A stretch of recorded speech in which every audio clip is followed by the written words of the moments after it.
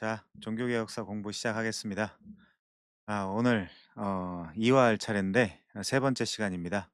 이화의 제목은 영국 주춤거리다입니다. 우리가 지난 두 시간에 걸쳐서 예고편에서는 왜 이렇게 됐을까를 공부했죠. 그때는 종교개혁이 일어나게 된 요인, 환경, 그 배경 같은 것들을 거시적인 관점에서 한번 살펴봤고요. 1화의 제목은 달려라 종교개혁인데 1화에서는 루터나 쯔빙글리나 칼빈에게서 시작된 이 종교개혁, 교회개혁이 유럽 전체에 어떻게 퍼져나갔는지를 개괄적으로나마 짧게 살펴봤습니다. 오늘은 2화 할 차례예요. 세 번째 시간입니다. 책은 62페이지부터 보면 될 것 같아요. 자, 62페이지 잉글랜드 주춤거리다. 저 높은 우주에서 유럽 대륙을 내려다보며 종교개혁의 숲을 봤다면 지난 예고편과 1편에서 조망했다라는 거죠. 넓은 관점에서 혹은 높은 관점에서. 이제는 고도를 좀 낮춰서 우리의 시야를 브리튼 섬 남쪽으로 한번 돌려보자. 이 브리튼 섬의 그 역사는 굉장히 좀 복잡다단합니다. 제가 이따 설명을 하겠지만 이 브리튼 섬에 대한 이해를 정확하게 해야 영국에서 일어난 그 종교 개혁을 포괄적이고 구체적으로 좀 접근할 수 있거든요. 자, 왜 하필 잉글랜드냐? 앞에 예고편을 떠올려 보면 종교 개혁을 한 문장으로 표현을 해 본다면 성경에서 자꾸만 떠나게 만드는 중세 교회의 사제주의 성직자 제도를 교회에서 제거한 노력이다라고 하는 거죠. 성직자 제도, 사제주의 성직자 제도가 무슨 문제가 있다라 그랬죠? 폰티펙스라고 했습니다. 폰스와 파켈의 합성어라 그랬죠? 폰스는 다리, 파켈에는 만들다. 그래서 이 폰티펙스는 뭐냐면 그 하나님과 인간 사이의 중보자의 역할을 마치 사제들이 하는 것처럼 그들이 의도하지 않았던 혹은 의도했던 그 상관없이 사람들이 그렇게 오해할 수 있는 여지를 남겨둔다는 것에 문제가 있는 거죠. 그래서 종교개혁자들은 그것을 참아 볼 수 없었던 겁니다. 그거를 교회에서 제거하려는 노력이 종교개혁의 일환이다. 그렇게 이야기하는 거죠. 이 싸움이 가장 치열하고 드라마틱했던 곳이 바로 영국이다. 좀 포괄적으로 잡고 가면 브리튼 섬 전체에서 예를 들면 북쪽 스코틀랜드와 남쪽 잉글랜드에서 일어난 일입니다. 자, 캐스팅도 끝내주는데 주요 등장 인물들이 왕 아니면 여왕이다라고 하죠. 우선 헨리 8세가 나옵니다. 헨리 8세. 여러 가지 평가를 할 수 있는 인물이긴 한데 우린 지금 그 기독교적 관점에서 이 종교 개혁을 살펴보면서 왕에 대한 그런 점수를 매기고 있기 때문에 이 세상 역사에서 평가하는 거랑 좀 다를 수 있습니다. 이 지금부터 나오는 왕들이나 사람들이요. 아무튼 헨리 8세가 아빠고요. 그다음이 그 아들과 딸이 우선 메리도 있고요. 엘리자베스도 있고 에드워드도 있죠. 자, 근데 이 메리는 이게 지금 그 잉글랜드의 관점이기 때문에 튜더 왕조의 관점에서 보면 이 사람은 메리 튜더입니다. 훗날 역사적으로 블러디 메리죠. 피의 메리라고 부르는 그 사람인데 이 스튜어트 왕조, 그러니까 스코틀랜드 입장에서도 메리가 있어요. 그 사람은 메리 스튜어트라고 그렇게 구분을 하셔야 됩니다. 둘 다 이게 메리가 나오기 때문에 좀 헷갈릴 수 있어서 제가 말씀을 드렸습니다. 자, 그다음에 엘리자베스죠.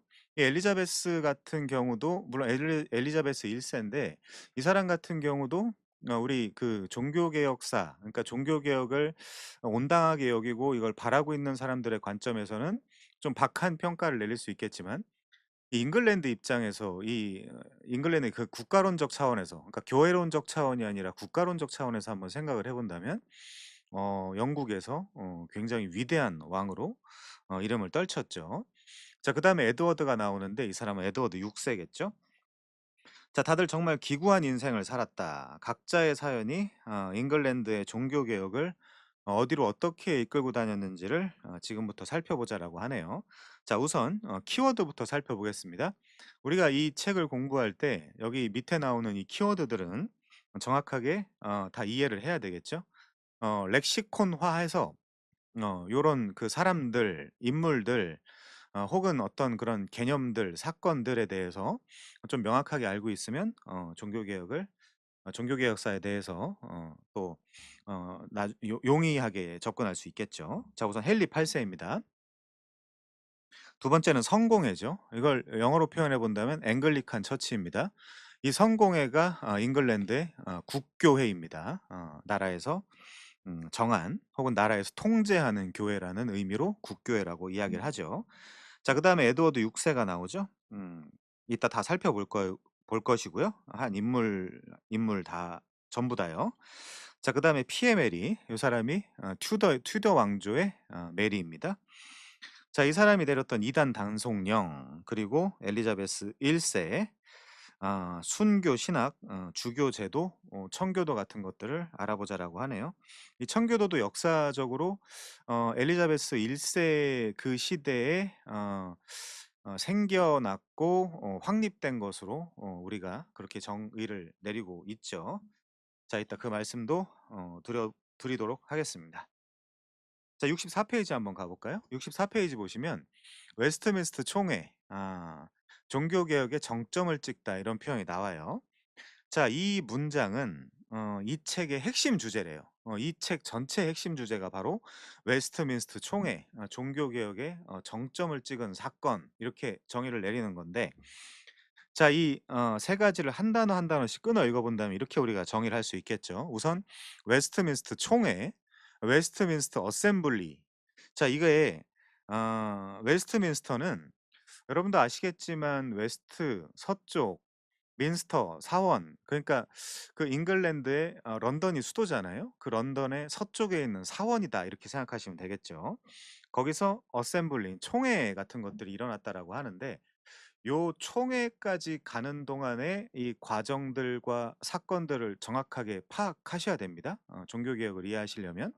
특별히 이 영국, 이 브리튼 섬에서 일어났던 이 종교 개혁을 정확하게 이해하시려면 그런 부분들을 아셔야 되겠죠.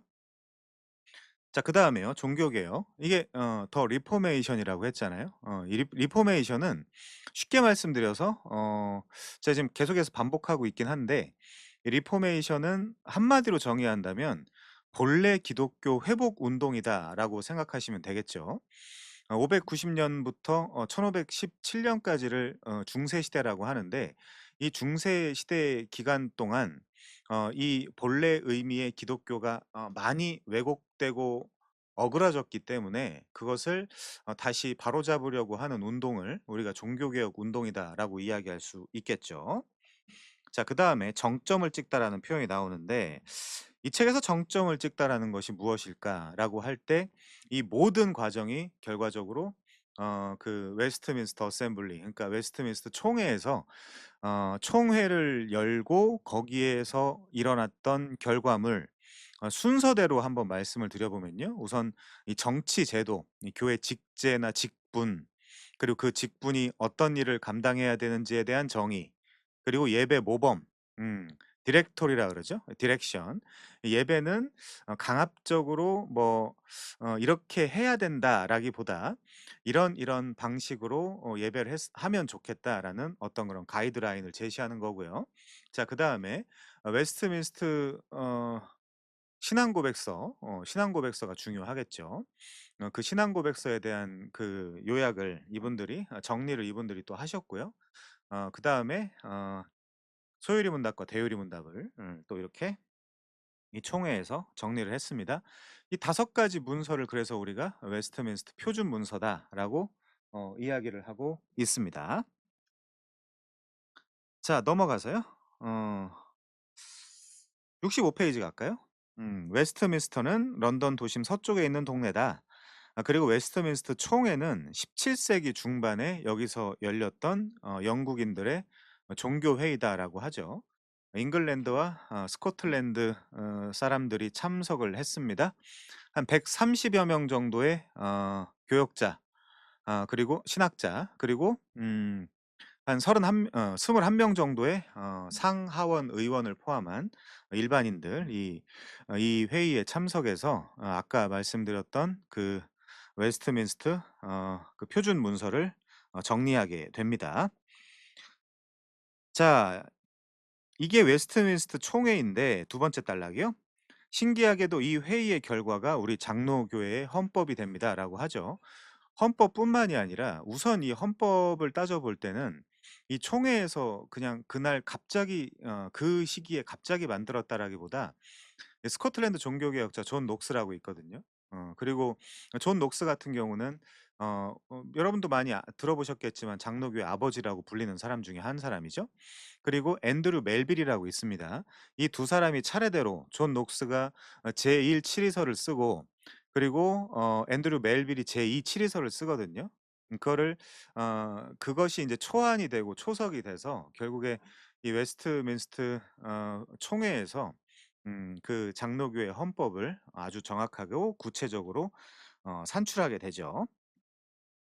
자, 이 회의의 결과가 우리 장로교의 헌법이 되는데 오래전 이 영국인들의 회의가 한국과 무슨 상관이 있기에 그렇게 된 것일까요? 이제 요런 그 과정, 절차 그리고 완성에 이르기까지 이 내용을 살펴보는 것이 이 종교개혁사의 목표 중에 하나입니다. 자, 웨스트민스터 사원은 런던에 있고 런던은 잉글랜드의 수도입니다. 그런데 우리가 알기로 잉글랜드의 국교는 성공회 아닙니까라고 하죠. 이 앵글리칸 처치는 다시 말씀드리지만 영국의 국교회로서 어 그 직제나 직분 그리고 예배 의식이나 예전 같은 것들은 로마 카톨릭을 따르고 있고요. 그리고 브레인, 소프트웨어 그러니까 신학 같은 경우는 대체적으로 프로테스탄트 칼빈주의를 따르는 경향성을 가지고 있습니다. 자, 그러면 왜 이 성공회 지역에서 만든 결과물이 장로교회의 헌법이 된 것일까? 이제 요걸 우리가 좀 살펴봐야 되겠죠. 자, 우선 제일 밑에 보면 이 헌법이라는 그 사진이 있네요. 그 헌법 밑에 요 바른 신학 뭐 바른 교회 이렇게 보이는 걸 보니까 아마 그 고신교단 측의 그 헌법을 저자께서 소개해 주신 것 같아요. 이제 제가 가지고 있는 요거는 대한예수교 장로회 총회인데 요 헌법책은 합동 측 헌법입니다. 대동소이하다 이렇게 생각하시면 되겠죠. 거의 비슷합니다.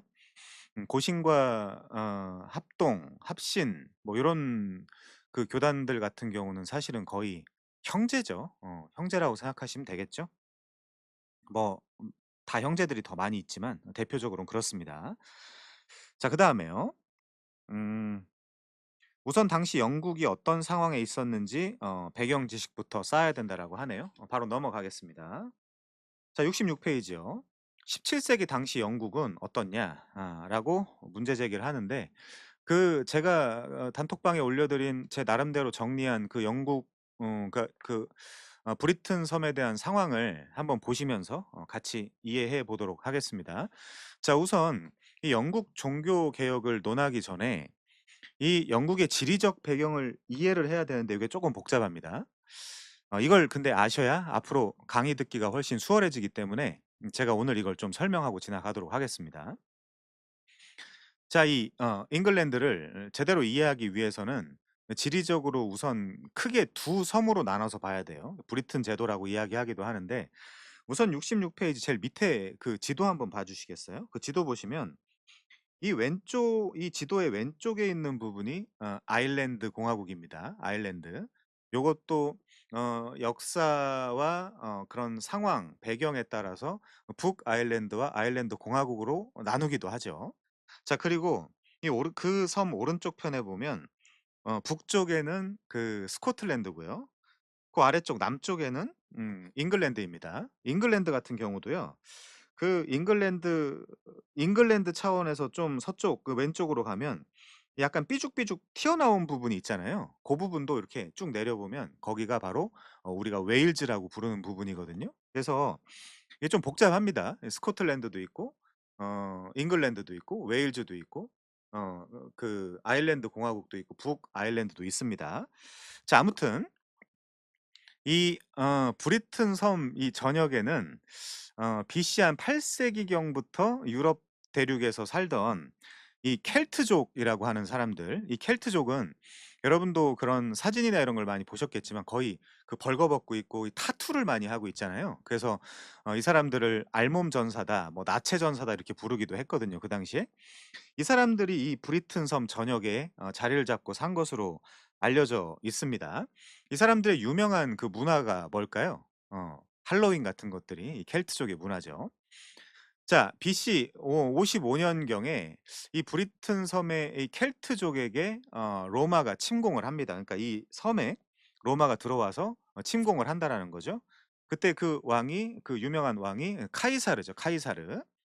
자, 그때 대부분의 켈트족은 북쪽과 서쪽인 지금의 스코틀랜드와 아일랜드 같은 곳으로, 그리고 웨일즈 같은 곳으로 많이 도망을 가서 살게 되거든요. 이후 브리튼 섬은 이후 브리튼 섬 북쪽은 북쪽의 그 스코틀랜드인들한테 이 로마는 그 되게 강한 그런 저항과 그 반발을 받게 됩니다. 그래서 이제 되려 이 스코틀랜드 사람들이 남쪽으로, 그러니까 잉글랜드 쪽으로 침공을 하지 않을까 해서 그 막은 성벽이, 우리 다행히 이 그림에도 나와 있어요. 이 북쪽과 남쪽 그 중간에 마치 그 우리나라식으로 이야기하면 그 38선 같은 뭐 금이 하나 그어져 있잖아요. 그 역사적으로 하두리아누스 성벽이라는 거거든요. 로마 사람들이 쳤죠. 그 당시에 호전적인 스코틀랜드 사람들을 좀 방어해야 되겠다라는 논리로요. 자, 이 성벽이 한 113 킬로 정도 된다라고 하죠. 이 하두리아누스는 로마 황제의 이름을 딴 겁니다. 요 성벽을 치는 데만 한 6년 걸렸다고 그러죠. 자, 이것 때문에 북쪽과 남쪽의 경계가 생기고 스코틀랜드와 잉글랜드 요 구분을 좀 더 확실하게 할 수 있게 되었죠. 자, 이후에 약 400여 년간 남부 잉글랜드 지역은 로마의 지배를 받기는 받았지만 이 로마에 의해서 도시 정비를 받았고요. 법 체계를 확립하게 됐고요. 로마가 잘하는 게 이제 도로 같은 거 잘 놓는 거잖아요. 그 도로 시설을 확충했고 또 활발한 그런 교역 등으로 이 로마 지배 아래 있는 잉글랜드의 잉글랜드 남부는요. 점점 더 이 로마에 적응해 나가기 시작합니다. 그리고 발전해 나가기 시작하는 거죠. 그 당시에 이 런던 하면 템즈강이잖아요. 그 템즈강 주변에 로마의 군사 기지인 그 론디니움이라는 데가 있었거든요. 론디니움. 그게 역사적으로 런던의 유래입니다. 자, 그리고 이후에 게르만이 이제는 로마 본토를 공격하게 되거든요. 로마 본토를 공격하게 되는데 그게 이제 한 5 세기경에 일어난 일이죠. 그때 로마의 호노리우스 황제가 로마 본토로 다 복귀해서 싸울 것을 명령합니다. 그때 그 남부 잉글랜드에 정착하던 로마인들은 전부 다 본토로 복귀하게 되죠.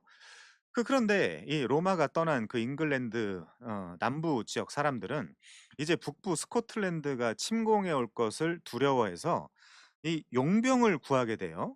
유럽 대륙에서. 독일의 북서부, 그리고 덴마크, 그리고 화란 같은 데서 살던 앵글족과 색슨족들을 용병으로 고용하게 됩니다. 자, 그런데 이 용병인 이들이 결국에는 잉글랜드로 오죠. 근데 이 앵글족과 색슨족이 잉글랜드 남쪽의 이 기후나 환경이 꽤 괜찮다고 생각을 해서 되려 이 잉글랜드 남부에 살던 사람들과 전쟁을 벌여 가지고 그 원주민들을 아주 잔혹하게 학살하고 바로 거기 정착하면서 정복을 해 버립니다. 그 스토리가 영화 아서왕 이야기 아주 잘 나와 있죠. 자, 근데 이 사람들을 이제 역사적으로 앵글족과 색슨족인데, 이 사람들이 이제 앵글로 색슨족이라고 부르기 시작을 했죠. 그래서 이 여기 잉글랜드라는 말이 여기서 파생하게 되었습니다. 그게 앵글스 랜드, 잉글랜드라는 말이 여기서 이제 파생을 하게 됐고요. 앵글로족의 땅이란 뜻이죠. 이들이 쓰는 언어가 뭐죠? 영어잖아요. 그게 이제 우리가 잉글리시라고 부르는, 그래서 이 앵글로 삭슨족들이 썼던 그 언어, 특별히 앵글족이 썼던 그 언어를 우리가 잉글리시라고 하죠. 이제 이런 것들이 다 기원이 됩니다. 자, 이 시기부터 이제 잉글랜드 그리고 웨일즈, 이 웨일즈도요. 지도에 보시면 그 아까 그 잉글랜드 그 서쪽 왼쪽에 있다라고 했잖아요. 이 웨일즈도 잉글랜드와 경계를 짓기 위해서 오파의 방벽이라는 것이 존재합니다. 당시 잉글랜드 서쪽 사람들이 이방인이라고 불렀는데 그들을 이 웨일즈 여기 이 지역에 살고 있었던 사람들을요.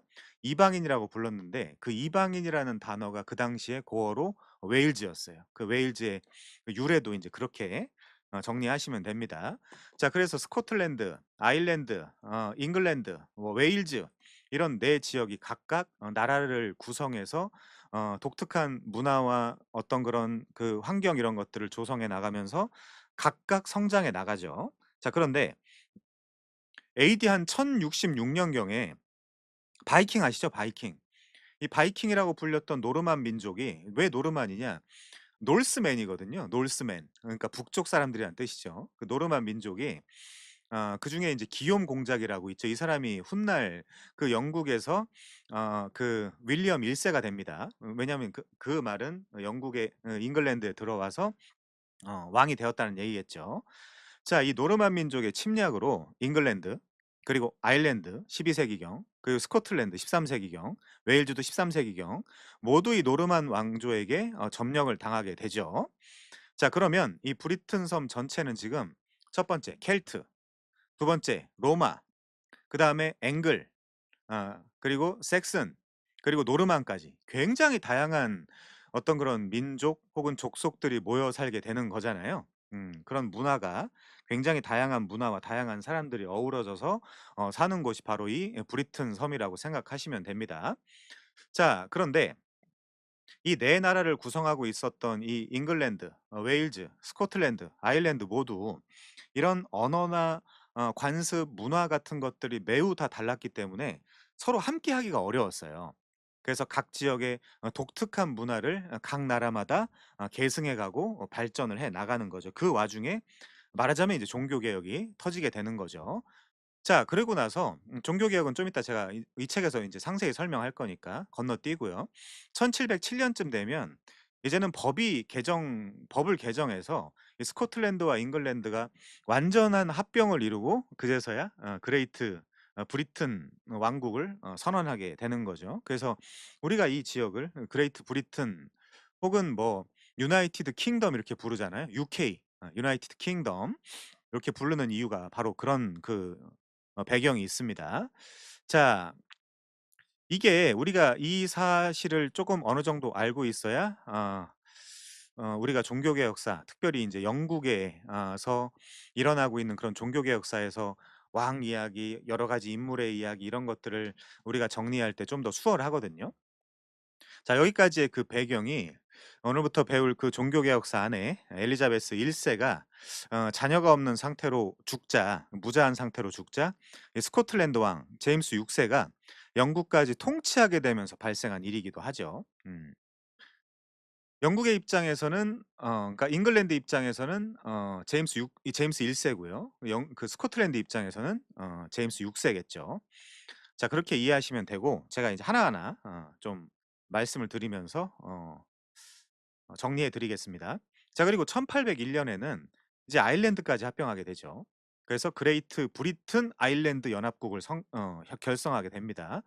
그 19 세기에 들어와서는 빅토리아 치세겠죠. 19 세기에 들어와서 빅토리아 치세 때는 이 대영 제국의 전성기를 맞게 되고 1919 년에 와서는 아일랜드 같은 경우는 영국에게 "야 이제 우린 독립해야 되겠다."라고 독립 전쟁을 일으켜서 빠져나가게 됩니다. 약 800년 만의 일이죠. 그런데 북아일랜드는 여전히 그레이트 브리튼 지역 그 소속으로 있었던 거죠. 얼스터 지역. 그래서 이게 굉장히 복잡해요. 아일랜드 공화국, 북아일랜드, 스코틀랜드, 영국, 잉글랜드 그리고 이제 웨일즈까지요. 요런 그런 역사적인 흐름을 우리가 좀 알고 계시면 좋겠죠. 자 이후에 뭐 잉글랜드 음 웨일즈, 스코틀랜드, 북아일랜드는 여전히 그레이트 브리튼이라고 불리고 있고 아일랜드는 독립을 한 상황이다. 그래서 여러분들이 축구 같은 것들을 좋아하시면 이 각 나라가 자기 나라 이름으로 다 참석을 하고 또 인제 올림픽 같은 데 보면 UK라는 이름으로 유나이티드 킹덤이라는 이름으로 경기에 참여하는 걸 볼 수 있죠. 자 66 페이지요. 이게 배경이고요. 종교개혁 당시 브리튼 섬은 독립된 새 왕국이 공존하고 있었다. 크게 이야기하면 아일랜드, 스코틀랜드, 잉글랜드입니다. 새 왕국의 역사와 문화는 서로 확연히 달랐다. 그리고 종교개혁 열풍이 불었을 때 이거를 받아들이는 그 온도차도 굉장히 달랐다라는 거죠. 말하자면 세 나라 모두 개혁의 온도가 달랐던 것이다. 남쪽의 잉글랜드 같은 경우는 성공회였고요. 성공회, 앵글리칸 처치, 국교회였죠. 나라가 그 통제하는. 그리고 북쪽의 스코틀랜드 교회는 장로교였다. 장로교 같은 건 프리스비테리언 처치. 그리고 아일랜드 같은 경우는 아직 종교 개혁이 진행되지 않았기 때문에 여전히 로마 카톨릭으로 남아 있어서 이 당시 17 세기 당시 브리튼 제도에는 새 왕국 새 교회의 시대였다. 이렇게 보시면 되겠죠. 자, 비교적 스토리의 비중이 약한 아일랜드는 빼고요. 잉글랜드부터 살펴보자. 오늘 이 2화 같은 경우는 잉글랜드, 남쪽 잉글랜드고요. 다음번에는 다음 화에서는 스코틀랜드에 대해서 좀 공부를 해 봐야 되겠죠. 자, 넘어가겠습니다. 67 페이지요. 먼저 잉글랜드입니다. 이곳에서 종교 개혁이 시작하게 된 계기는 좀 황당합니다. 물론 이런 역사 같은 경우는 이 사관의 가치나 철학이나 신학이나 아니면 정치관이나 이런 거에 따라서 역사를 기술하는 방식이 좀 다른데 포괄적으로 이해하시면 좋겠습니다. 자, 당시 잉글랜드에는 애초 종교 개혁을 시작한 의도부터 순수하지 않았다. 예를 들어 바른 교회를 만들어야 되겠다라거나 올바른 교리를 가져야 되겠다라는 열망이 아니라 아주 엉뚱한 목적에서 종교 개혁이 출발하게 되는데 이것은 황당하게도 국왕의 불륜 사건에 연루된다 이렇게 이야기하죠. 뭐 헨리 8세 같은 경우는 뭐 진지한 종교 개혁자는 아니었으니까요. 그래서 역사적 관점에서 보면 우리가 납득이 되죠. 자, 문제의 주인공은 헨리 8 세다. 가계도를 보자라고 하네요. 이 헨리 8세 같은 경우는 자기 아내 둘을 이 간통 혐의를 씌워서 처형을 한 아주 무시무시한 남편이라고 할 수 있겠죠. 자, 6 명의 왕비들을 한번 볼까요? 첫 번째 그 아내부터 보겠습니다. 아라곤의 캐서린 이렇게 돼 있죠. 아라곤 왕국 같은 경우는 에스파냐 그 스페인의 그 스페인 지역의 그 냄새가 좀 나죠. 이 사람이랑 정략 결혼을 했습니다. 한 7살 정도 연상인 여인이었고요. 원래는 형의 부인, 형의 이름이 아서죠. 아서의 부인이었는데 이제 정략 결혼을 에스파냐와 계속해서 잘 지내야 되고 또 로마 카톨릭과 또 척지지 않기 위한 어떤 그런 정략적인 결혼을 선택을 하게 되죠. 그런데 문제는 어 그렇게 사랑하지 않았던 것 같아요. 그래서 메리를 낳게 되고 결국에는 훗날 그 두 번째 부인인 앤 불린과 결혼하려고 이혼을 하게 되고요. 골방에 가두고 메리 1 세도 골방에 가두게 됩니다. 그러니까 첫 번째 아내와 큰딸을 골방에 감금시켜 버린 거죠. 자, 두 번째 아내 볼까요? 앤 불린이죠. 이 사람은 첫 번째 아내인 캐서린의 시녀였습니다. 궁녀였죠. 자, 근데 이 사람에게서 그 영국 역사상 뭐 가장 위대한 왕이라고 해도 이건 물론 국가론적 역사적 관점이겠죠. 종교 개혁사적 관점은 아니고요. 자, 이 앤 불린은 헨리 8 세는 이 앤 불린을 통해서 엘리자베스 1 세를 낳게 됩니다. 물론 이 사람은 나중에 간통 혐의를 뒤집어 씌워서 죽이죠, 남편이. 자, 세 번째요. 제인 시모어. 이 사람은 에드워드 6 세를 출산하고요. 출산하고 곧 이어서 사망하게 됩니다. 자, 네 번째 아내는요. 클레브즈의 앤인데 소문에 의하면 뭐 미모와 매력이 굉장히 뛰어났다 인제 그런 소문을 듣고 이 사람을 만나서 한번 '좋은 관계를 가져 봐야 되겠다.'라고 헨리 8 세는 생각을 했는데 막상 만나 보니까 '어 이거 그런 외모가 아닌데?'라고 인제 놀라면서 결혼 6 개월 만에 파혼을 하게 되죠. 자, 다섯 번째는 캐서린 하워드입니다. 뭐 나이 차이가 많이 났다라는 그런 비화 이런 것들이 있는데 어쨌든 간통으로 처형을 시킵니다, 이 사람도. 실제 간통 사건에 연루됐다라고 이야기하고 있는 학자들도 꽤 있죠. 자, 여섯 번째는 캐서린 파인데 이 사람 마지막 부인이죠. 결혼 4년 만에 근데 이번에는 헨리 8 세가 사망하고 맙니다. 그러니까 마지막 아내라고 할 수 있겠죠. 자, 헨리 8 세는 6 번이나 결혼을 했습니다. 6번 결혼했을 뿐만이 아니라 그 애인 연인이 굉장히 많았습니다. 이 사람들 외에도요. 자, 이 집안이 꽤 복잡한데 헨리 8 세의 첫 번째 부인은 캐서린인데 원래는 형 아서의 부인이었다. 유럽의 왕족들은 국가의 세력을 불리기 위해 정략 결혼을 많이 했는데 잉글랜드의 왕이 될 사람이었던 이 헨리 8 세의 형 아서도 당시 유럽 최고의 부자 나라였던 에스파냐, 이 에스파냐도 이 책에서 계속해서 에스파냐라고 쓰니까 좀 설명을 할게요. 국립국어원에서는 에스파냐라고 합니다. 여기가 스페인이죠. 에스파냐는요, 스페인어식 국명이고요. 스페인은 영어식 국명이죠. 그리고 여러분들이 아시겠지만 요거를 한자 음역으로 해본다면 서바나죠. 서바나. 우리 로마서에 나오잖아요. 서반아. 서바나라고 생각하시면 되겠어요.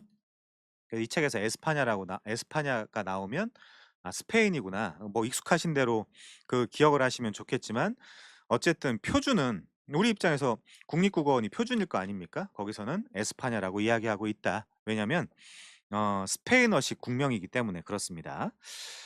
자, 이 에스파냐의 공주 캐서린과 이 형이 정략적으로 결혼을 했는데 결혼 후 얼마 지나지 않아서 형 아서가 죽어버리게 됩니다. 자, 그래서 정략 결혼으로 맺어진 두 나라의 사돈 관계를 끝까지 유지하기 위해서 이 아서의 동생이었던 헨리 8 세는 다시 이 아라곤의 캐서린과 혼인을 하게 되죠. 둘 사이는 그렇게 좋지 않았다고 합니다. 결정적으로 둘 사이에는 딸만 있었다. 뭐 유산도 있고 뭐 죽기도 하고 인제 그랬는데요. 그건 중요한 거 아니니까 넘어가겠습니다. 68 페이지요. 자, 헨리 8 세의 결혼 대작전 왼쪽부터 볼까요? 헨리 8 세, 극과 극의 평가로 엇갈리는 인물이다. 잉글랜드의 종교 개혁의 선구자이냐? 실제 그렇게 보는 사람들도 있습니다. 아니면 이단에 빠져 파문당한 바람난 철부지 폭군이냐? 이렇게 평가가 갈리면서도 동시에 두 가지 평가 다 이해가 되는 인물도 드물다 이렇게 이야기하죠. 음. 여기 영국 교회의 머리는 바로 나다 이렇게 이야기하는 건 좀 이따 설명할 수장령과 연관이 됩니다. 자, 헨리 8세는 이 와중에 앤 불린이라는 궁녀와 사랑에 빠진다. 이 앤 불린은요, 이 첫째 와이프, 그러니까 캐서린의 시녀였어요. 이 앤 불린이라는 궁녀와 사랑에 빠지게 되고요. 그리고 둘 사이에 아이가 생겨버리죠. 이 아이가 역사적으로 엘리자베스 1세입니다. 자, 헨리 8세는 이 난처한 상황을 풀기 위해서 전공법을 택하는데 이제 이렇게 결정을 하죠. 캐서린과 이혼을 하고 이 앤 불린과 정식적으로 혼인을 해야 되겠다라고 결정을 합니다. 자, 이제 문제가 터지는데 로마 카톨릭 경우에는 이혼을 인정하지 않는다. 그냥 동네 아저씨도 아니고 무려 왕의 이혼 문제인데 이걸 어떻게 로마 카톨릭 입장에서 인정할 수 있겠냐? 더구나 교황의 엄청난 후원자인 에스파냐에서 시집온 스페인이죠. 에스파냐에서 시집온 캐서린을 버리겠다라는 것인데 이것을 교황이 인정할 수는 없는 노릇 아니냐라고 이야기하죠. "너 그러면 당장 파문이야." 교황은 발끈했고 에스파냐도 엄포를 놨습니다. 그러니까 로마 교황청 입장에서도 에스파냐와 정치 외교적인 그런 문제가 불거질 수 있는 거고요. 이 헨리 8세 같은 경우는 그걸 감당하려고 하는 것 같은데 아무튼 외교적인 문제가 생기겠죠. 그런데 이렇게 교황도 발끈했고 에스파냐도 엄포를 놓는데 헨리 8 세는 이혼을 단행한다라는 거죠. 그는 캐서린과 그 딸 메리를 골방에다가 가둬 버리고요. 런던 성에 있는 골방에다 가둬 버리고 이 앤 불린과 결혼을 강행한다. 헨리 8 세의 이런 행동은 다분히 국가와 정치의 문제였지만 기본적으로는 불행한 가정사였으며 그렇죠? 원래 그렇게 결혼할 마음이 없었던 여자와 결혼을 하게 됐고 거기서 아이가 생겼고 그 아내와 그 아이를 그 골방에 가둬 버렸으니까 사실은 불행한 가정사는 맞죠. 물론 헨리 8 세가 미쳐 날뛴 거긴 하죠. 이런 게 다 나중에 비극의 씨앗이 된다라고 하는데 이 사건으로 인해서 이 메리 튜더는요.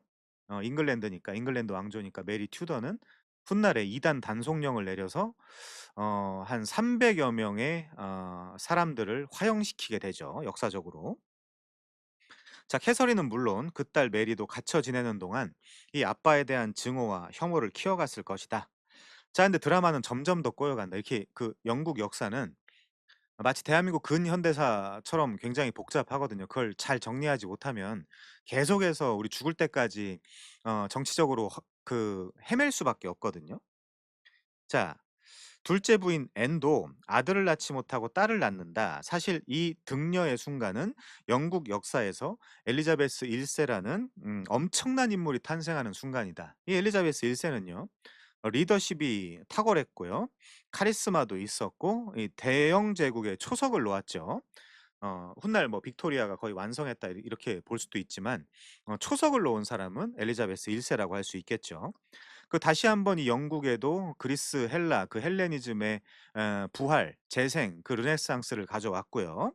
군사와 경제의 부강을 가져왔으며 이 종교 문제를 해결했다라고 보죠. 물론 우리 기독교의 입장, 종교 개혁자들의 입장에서는 엘리자베스도 마음에 안 들죠. 특별히 청교도의 입장에서는 정말 마음에 안 드는 사람이라고 할 수 있을지 모르지만 이 국가의 차원, 역사적 차원에서는 이런 평가를 받습니다. 그래서 이때를 영국의 황금 시대라고 이야기하는 거죠. 자, 넘어가서요. 당시에는 아들을 간절히 원하던 헨리 8 세를 실망시킨 또 다른 여자아이 하나가 더 태어난 이래 지나지 않았다. 헨리는 다시 아내를 버렸고 앤 불린도 버렸어요. 음. 그리고 간통 혐의로 처형하게 됩니다. 결혼 3년 만에 참수하게 되거든요. 그러니까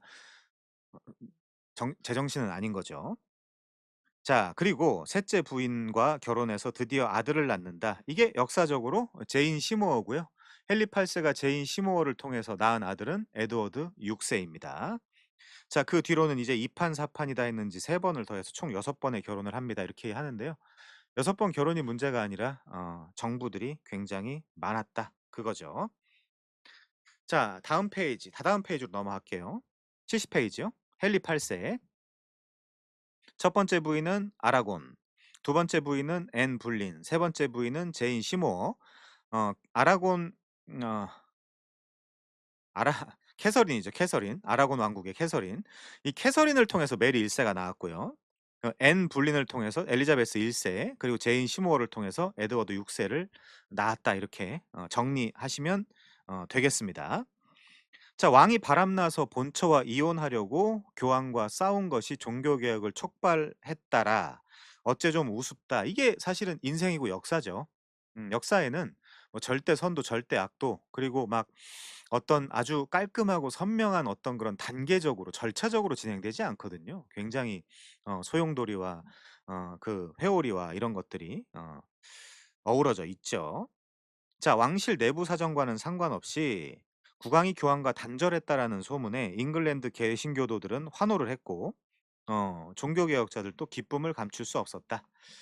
그러니까 로마 카톨릭과 단절하고 성공회를 국교회로 정하게 되는 거죠.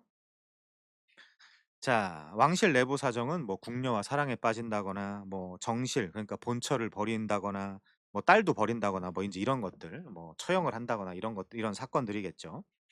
자, 이때 이 종교 개혁자들 영국의 그 개신교도들의 가장 기뻐했던 것이 바로 성경 읽기가 허용된 것. 이 국가적 차원의 허용이었거든요. 성경을 영어로 번역해서 누구나 읽을 수 있도록 보급하는 일이 공식화되었다. 그동안 몰래 숨죽이며 성경을 읽고 루터나 칼뱅의 글을 보며 종교개혁의 꿈을 키워가던 그들은 이러한 변화가 꿈만 같았다. 불과 2년 전만 하더라도 영어로 성경을 번역해서 보급하던 이 틴데일이라는 개혁자가 화형을 당했는데 이제 갑자기 국가가 나서서 영어 성경을 보급할 정도의 분위기로 바뀌게 되었다는 거죠. 자, 71 페이지 제일 하단부 보실까요? 윌리엄 틴데일에 대한 소개가 짧게나마 남아 있는데 연관지어 연결해서 한번 생각해 보겠습니다. 윌리엄 틴데일.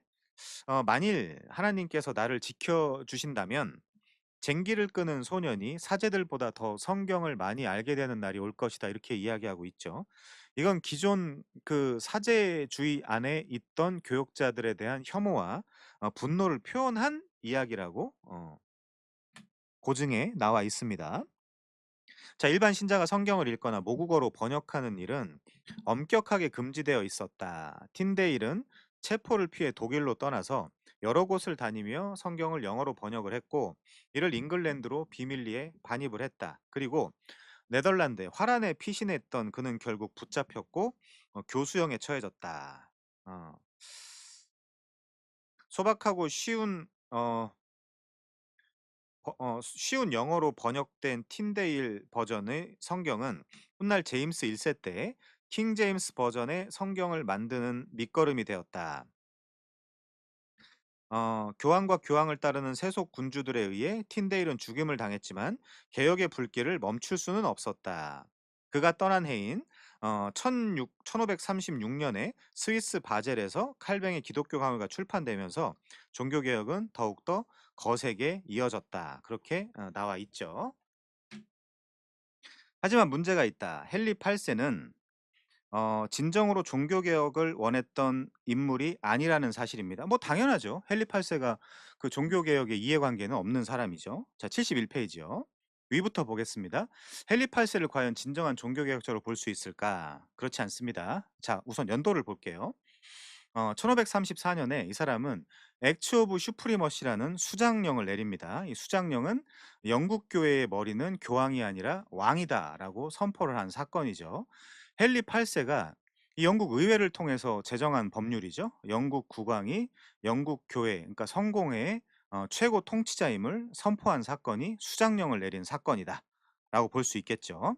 그래서 영국 교회의 관리는 이그 내가 한다.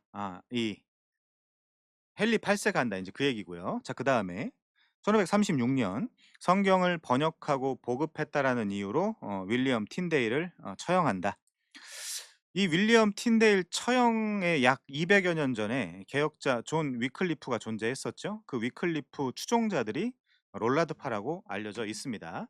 자, 38년이요. 틴데일의 영어 성경 보급, 그리고 39년 상원과 귀족들 중심으로 종교개혁 반대 움직임이 포착되자 로마 카톨릭 교리를 담은 육항 신조를 채택하기에 이른다.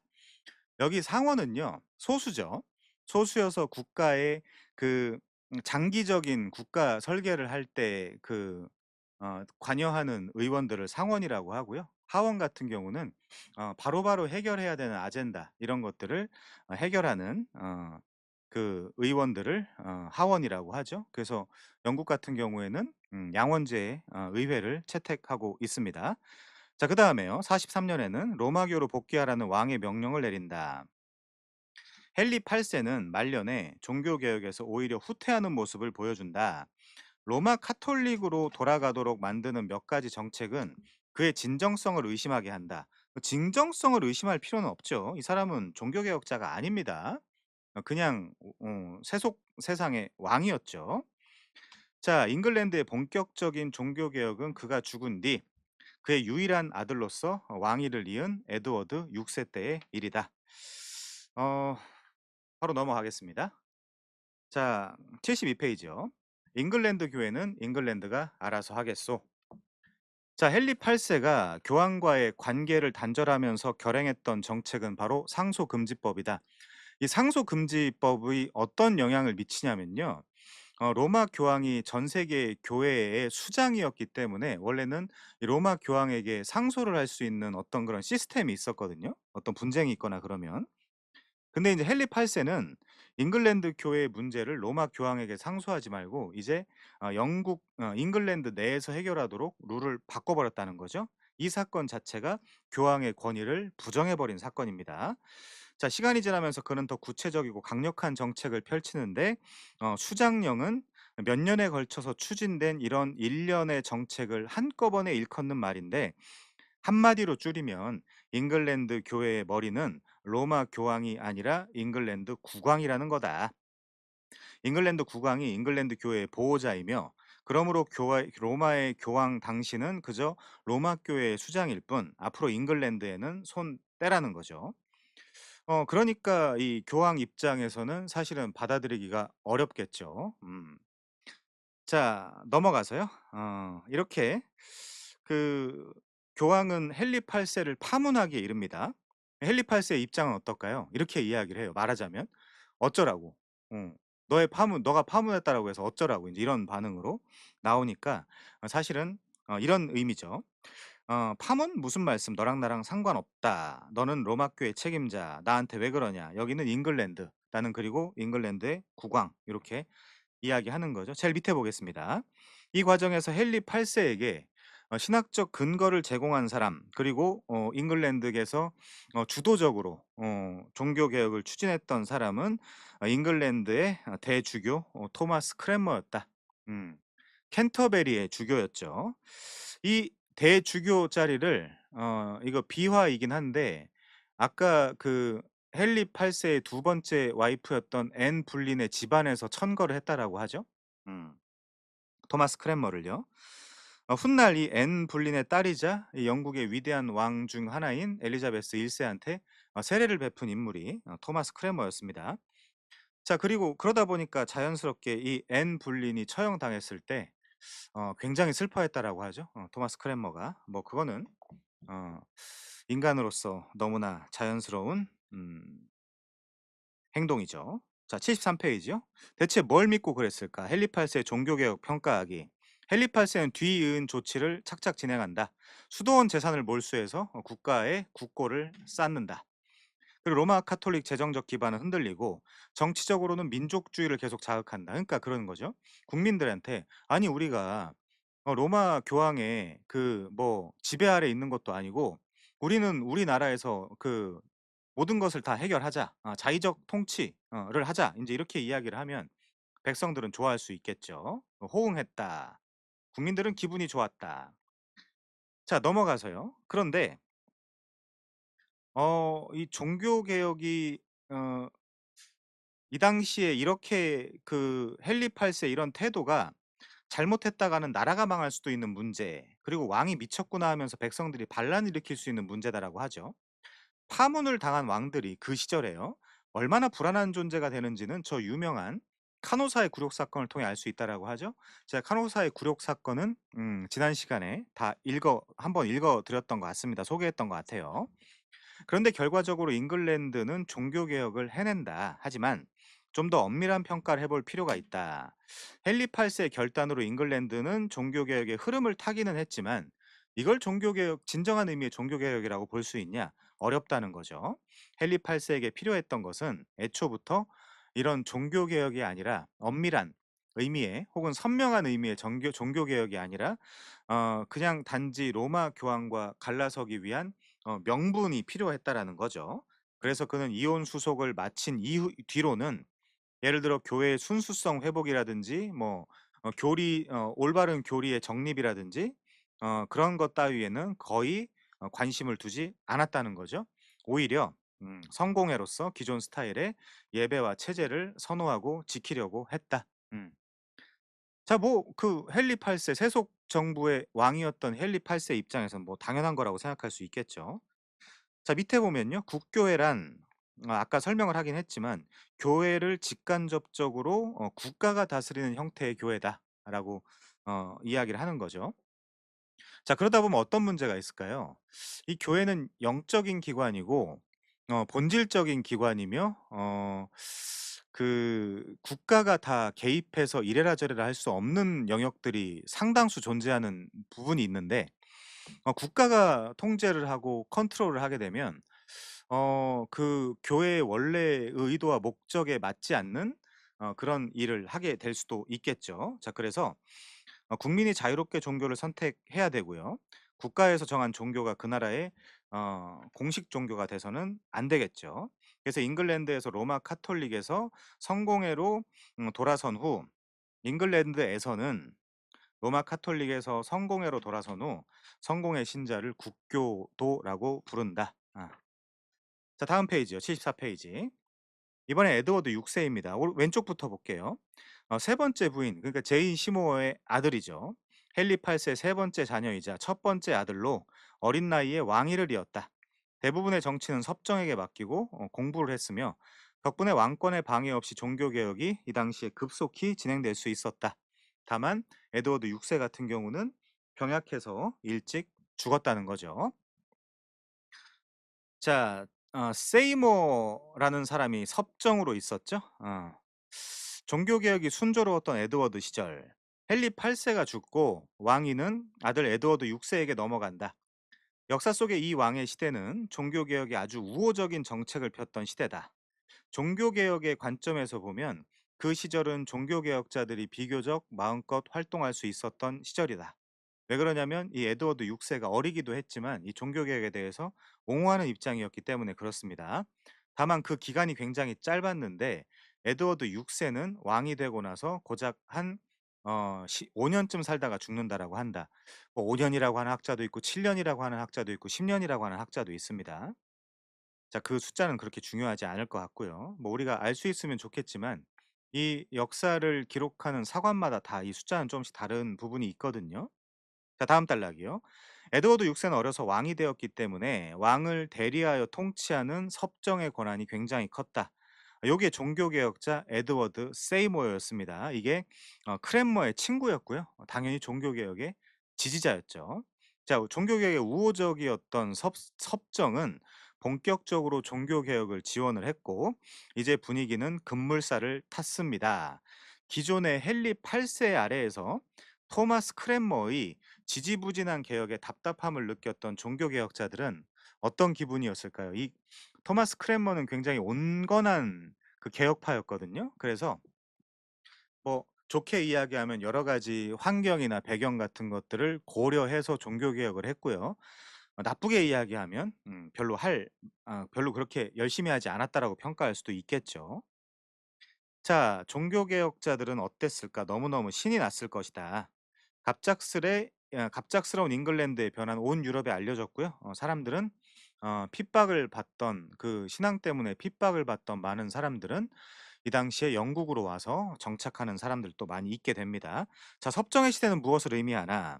어린 왕을 대신한 섭정은 왕의 이름으로 대륙의 종교 개혁자들을 공식 초빙을 합니다.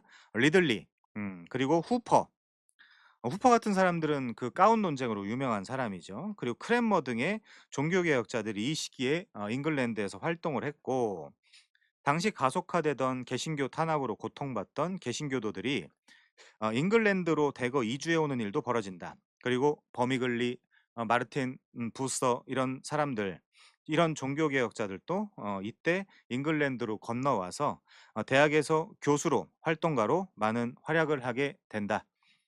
예를 들어 뭐 그 옥스퍼드나 케임브리지 같은 데서 활동하게 되는 거죠.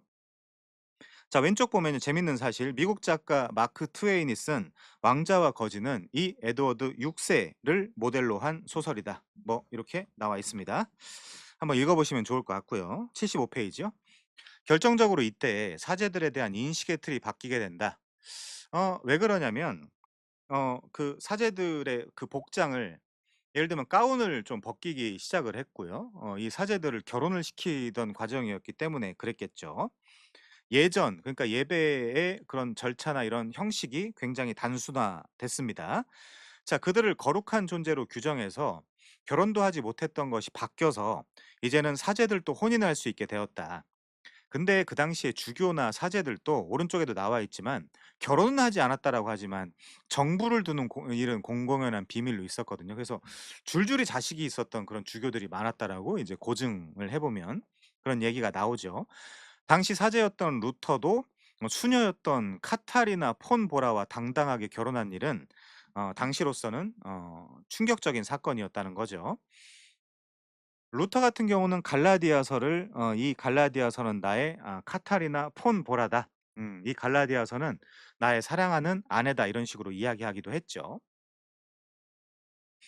자, 아직 사제를 완전히 없애는 단계까지는 못 갔지만 이 사제들, 그러니까 교회 교역자들을 바라보는 인식의 관점이 변화가 생겼다라는 것이다. 저 교회에서 일하는 사람들도 우리랑 똑같은 사람이구나. 복장을 화려하게 입으면 뒤에도 이 책 뒤에 부분에도 나오지만 그들이 지나가게 되면 고개를 숙인다거나 뭐 무릎을 꿇는다거나 인제 이런 일들도 있었거든요, 그 당시에는. 이제 '우리랑 똑같은 사람이구나.'라는 인식을 갖게 되고요. 또 결혼 같은 것들을 하고 그 아내와 그 부부 생활을 하고 자녀들을 그 출산하고 양육하면서 생기는 그런 문제나 이런 것들을 옆에 있는 그 일반 사람들이 바라보면서 '우리랑 똑같은 사람이잖아.' 이렇게 생각하게 됐다는 얘기죠. 사제들의 결혼은 그래서 종교 개혁의 중요한 요소 중에 하나였다. 하지만 이때의 사건은 나중에 끔찍한 비극과 연결되고 만다. 이 굉장히 좋은 일인 건 분명하죠. 우리 개혁파 입장에서 보면 굉장히 좋은 일인데 결혼이 이게 왜 나중에 끔찍한 비극과 연결이 되냐면요. 헨리 8 세와 캐서린의 딸, 아까 말씀드렸던 그 메리 튜터라는 사람이 있잖아요. 그 사람이 피의 메리인데 이 피의 메리가 훗날 이들을 파문하고 그중 300여 명을 화형을 시켜 버립니다. 결혼한 사람 중에 300여 명을. 그 이유는요. 타락한 성직자라고 그냥 붙여 가지고 화형을 시켜 버린 거죠. 자, 아무튼 이런 선구자들의 활동과 희생 속에서 토마스 크랜머 대주교도 점차 개혁파의 입장을 더 많이 받아들이고 시행을 한다. 온건파였기 때문에 그 흐름에 따라서 점차 선명하고 강한 개혁을 단행한다라는 거죠. 이 시기에는 칼뱅의 신학적 입장이 꽤 많이 반영된 여러 가지 개혁 작업이 이루어지고 예배나 각종 교회 제도 등에 있어서도 유럽 대륙 수준에 버금갈 정도의 종교 개혁이 이루어졌다라는 거죠. 그렇게 잉글랜드가 명실공히 종교 개혁의 국가의 반열로 들 수 있었던 바로 그 순간 갑자기 에드워드 6세가 사망을 하게 됩니다. 그 바람에 신나게 달리던 종교 개혁은 덜컥하고 급브레이크를 잡게 되죠. 자, 근데 문제가 뭐냐? 이 에드워드 6 세에 뒤이어서 왕에 등극하게 되는 사람이 바로 블러디 메리입니다. 연도포를 잠깐 볼까요? 47 년에 에드워드 6 세가 즉위하게 되고요. 48 년에 토머스 크랜머의 도움으로 분명한 종교 개혁 노선 통치가 이루어졌다. 예를 들면 프랑스와의 전쟁, 육항 신조 폐지. 육항 신조는 로마 카톨릭의 입장의 신조죠. 그리고 교리문답 작성 이런 것들. 자, 그리고 1549 년에는요. 종교 통일법 등 크랜머와 함께 본격적인 종교 개혁을 추진하게 된다. 모든 교회의 공동 기도서 사용과 통일된 의식을 명령했다. 이 이름이 공동 기도서긴 한데 그 기도의 양이 많아서 그렇지 사실은 이거는 예배 의식에 대한 가이드죠. 이 공동 기도서 그리고 사제들의 혼인을 허용을 했고요. 성공회를 직접적으로 정식으로 선포를 했고 성공회면 그러면 개혁이 덜 된 거 아니냐? 물론 맞습니다. 그렇지만 진일보했다는 거죠. 어드밴스드했다는 거죠. 자, 대륙의 종교 개혁자들 초청해서 버미글리나 마르틴 부서 같은 사람들 그 대학이나 이런 데서 활동하게 했다. 그리고 성경에 없는 의식들을 폐지했다. 후퍼의 가운 착용 논쟁 같은 것들 있잖아요. 자, 다음 페이지 보면 마르틴 부서와 피터 마터 버미글리가 나오는데 한번 읽어보시면 좋겠고요. 이들은 어쨌든 유럽 대륙에서 있다가 잉글랜드로 들어와서 예를 들어 옥스퍼드 대학이나 케임브리지 같은 대학에서 잉글랜드를 계몽시키는 역할을 했고요. 또 잉글랜드에서 계속해서 여러 종교개혁 관점에 동참해서 같이 영국 잉글랜드의 개신교도들과 협력을 했죠. 자, 78페이지입니다. 엄청난 변수 블러디 메리의 등장. 자, 왼쪽부터 볼까요? 이 사람 아빠 미어라고 하고 있네요. 여기서 아빠는 누구겠습니까? 헨리 8 세입니다. 자, 메리 튜더. 피투성이 메리. 이 튜더는 왕조 이름이에요. 잉글랜드는 튜더 왕조고요. 그 당시에. 그리고 스코틀랜드 같은 경우는 스튜어트 왕조죠. 자, 피투성이 메리 또는 피범벅 메리다. 역사상 여왕에게 붙은 별명 중에 이보다 더 끔찍한 것이 또 있을까? 자, 이 여왕은요. 로마 카톨릭 신봉자였고요. 스페인의 펠리페 2 세와 혼인을 한 상태였습니다. 혼인을 했습니다. 그리고 로마 카톨릭 신자임을 선포했고요. 당연히 성공회로 돌아간 이 잉글랜드의 상황을 다시 로마 카톨릭으로 바꾸게 되죠. 그런데 5년 정도 통치하고 사망을 했다라고 하죠. 그래서 사가들은 "피만 뿌리고 갔다." 이제 이런 이야기를 많이 하기도 합니다. 자, 이 블러디 메리는요. 오래전부터 아득바득 이를 갈며 준비했던 복수심에 불타는 메리가 여왕이 되게 되었다. 메리의 심리 상태를 추측을 해 보면 엄청난 비운의 여성이다. 엄연히 공주님인데 어렸을 때부터 아빠의 사랑도 받지 못했고 심지어 인생의 상당 시간을 엄마와 함께 반감금 상태로 보냈다. 우리식으로 이야기하면 가슴에 한이 서렸을 것이다. 게다가 아빠가 엄마를 버린 이유는 메리 입장에서 딸 입장에서 아빠를 보면 정말 황당하다. 웬 젊은 여자랑 바람이 나서 엄마를 버리더니 그거를 합리화하려고 그 온 나라의 종교까지 바꿔버린 로마 카톨릭에서 성공회로 그야말로 심각한 이단이라고 생각할 수 있겠죠. 더구나 카톨릭 신자로서 쫓겨난 엄마가 음, 늘 이 딸에게 가스라이팅을 했을 수도 있겠죠. 계속해서. 엄마도 화가 날 수밖에 없지 않겠습니까? 딸도 마찬가지고요. 자, 넘어가서요. 메리는 즉위하자마자 잉글랜드의 국교를 다시 로마 카톨릭으로 바꾼다. 그리고 이어서 소위 이단 단속령을 통과시킨다. 여기서 말하는 이단이 누구겠냐? 종교 개혁자들이었겠죠. 잉글랜드에 있었던 종교 개혁자들. 자, 우리 왼쪽 표 한번 볼까요? 1553년에 메리 1세가 즉위하게 되고요. 당연히 자연스럽게 로마 교회로 전격 돌아가게 됩니다. 그리고 2년 후 1555년에는요. 이단 단속령을 내려서 결혼한 사제 약 2천여 명을 파직을 시켰고요. 그리고 후퍼나 리들리 런던 주교 그리고 크랜머 대주교 등등 줄줄이 다 화형을 시켜 버렸는데 그 당시 순교한 사람의 수가 한 300여 명 된다라고 고증을 해 보면 나와 있죠. 자, 1558년 보시면요. 메리 여왕이 사망을 하게 되고 엘리자베스 1 세가 등극하게 됩니다. 자, 이단 단속력은 화끈했다. 해안은 봉쇄되었고 국내에서 활동하던 종교개혁자들을 색출해서 잡아들이기 시작한다. 죄목쯤은 붙이기 나름인데 타락한 성직자죠. 어떻게 결혼을 할 수가 있냐? 이제 이런 논리죠. 그래서 원인은 사제들의 결혼이었다. 뭐 그냥 엮으면 되는 거죠. 메리 입장에서는요. 자, 79페이지요. 에드워드 6세 시절에 종교개혁이 탄력을 받던 시절에는 성직자들의 결혼을 허용했다. 여러분 책에 자꾸 성직자라고 나오는데 이 성직자라는 표현 자체가 좀 걸리죠. 요 부분을 여러분들이 알아서 그 트랜스레이트해서 읽으시면 좋겠습니다. 뭐 교역자라든지 뭐 이런 식으로요. 자, 그들도 일반인과 다를 바 없는 평범한 사람이라는 뜻에서였다. 그래서 그때 수천 명의 사제가 공개적으로 결혼을 했다. 그런데 이제는 그들 모두를 타락한 성직자라면서 한꺼번에 면직을 시켜버렸고 약 2천여 명이요. 그리고 강제로 이혼을 시켰다. 수천 가정이 하루아침에 파괴되었고 뿐만 아니라 대략 한 300여 명 가까운 사람들을 화형시켰다. 근데 인제 좀 슬픈 건 뭐 이게 지금 결혼한 지 얼마 안 된 사람들일 거 아닙니까? 그래서 고증을 해 보면 대부분이 노동자들이었고 또 심지어 여성도 한 50여 명이 화형당했다라고 하죠. 아무튼 젊은이들이 다수 있었다. 그렇게 역사책에는 나와 있습니다. 자, 그래서 이렇게 극단적인 처방으로 종교개혁의 기세가 한 방에 꺾여 버렸고요.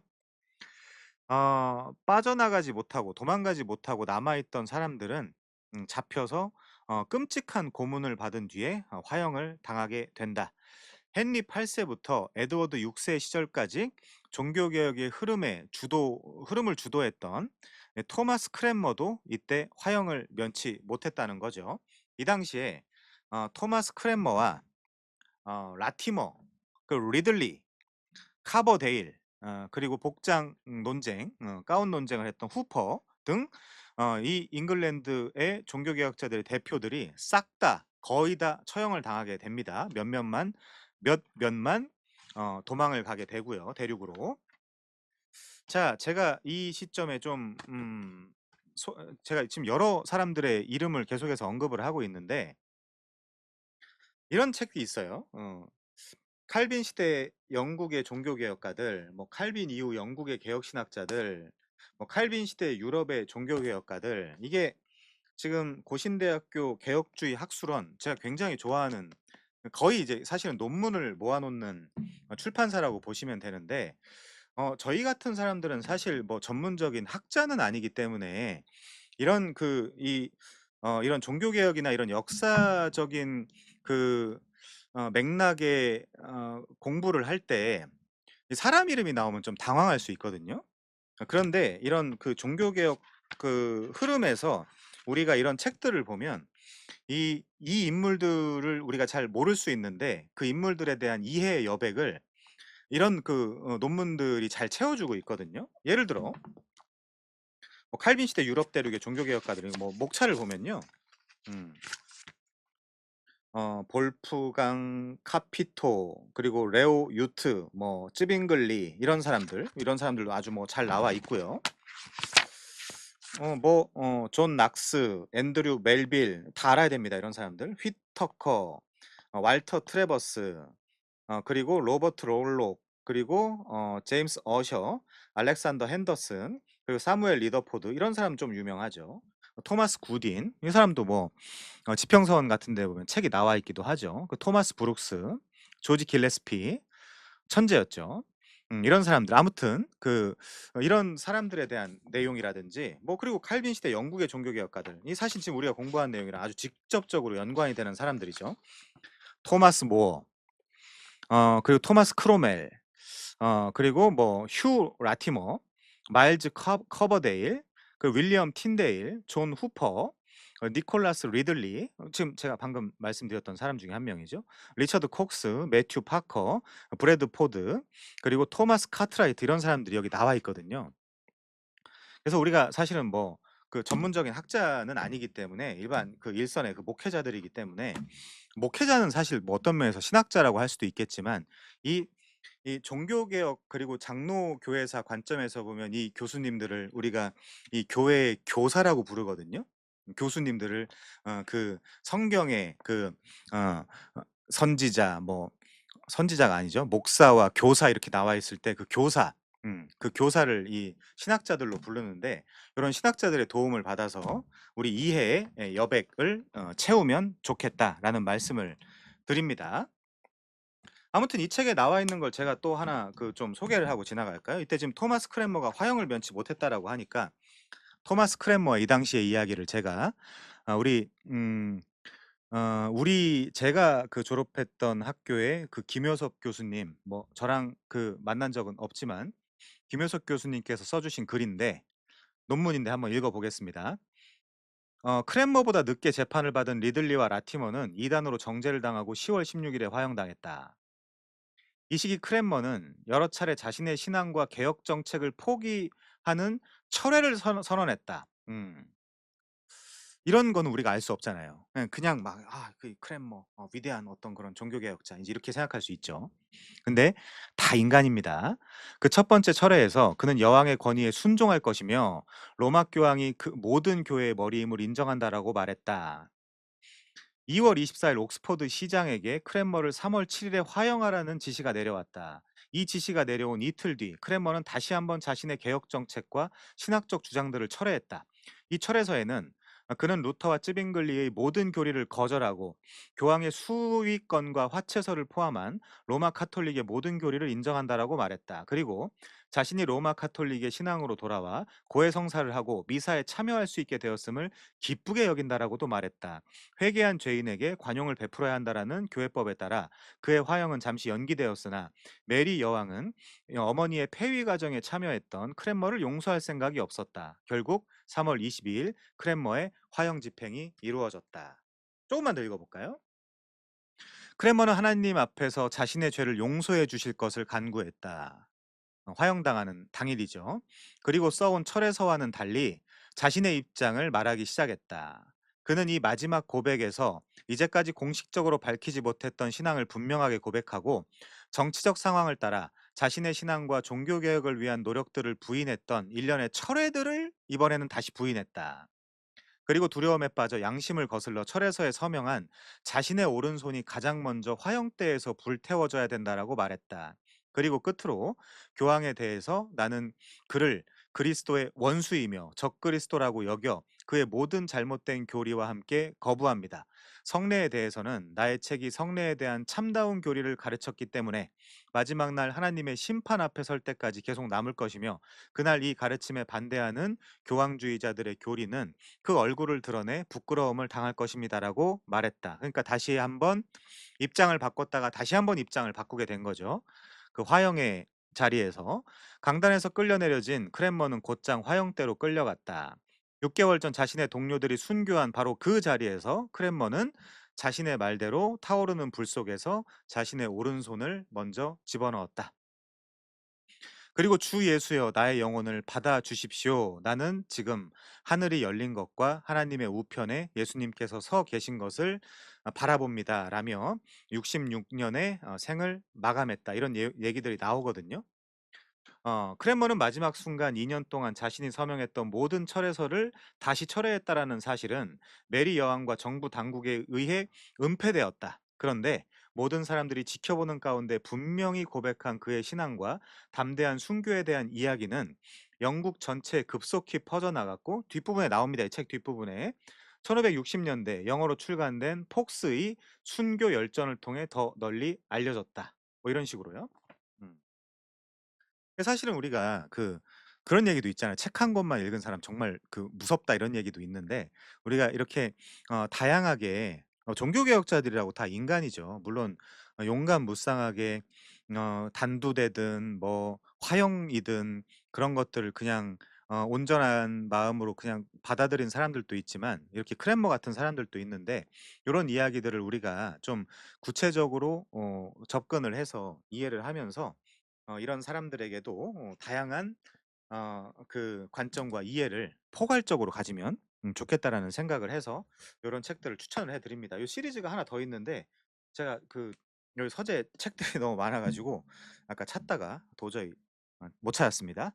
아무튼 요런 책들 같이 저는 그렇게 생각해요. 어떤 부분을 공부할 때 빨리빨리 그 부분에 대해서 좀 끝내고 또 다른 공부를 하고 우리가 성경 신학도 공부해야 되고요. 지금 교회에서 공부하고 있는데 조직 신학도 공부를 해야 되고요.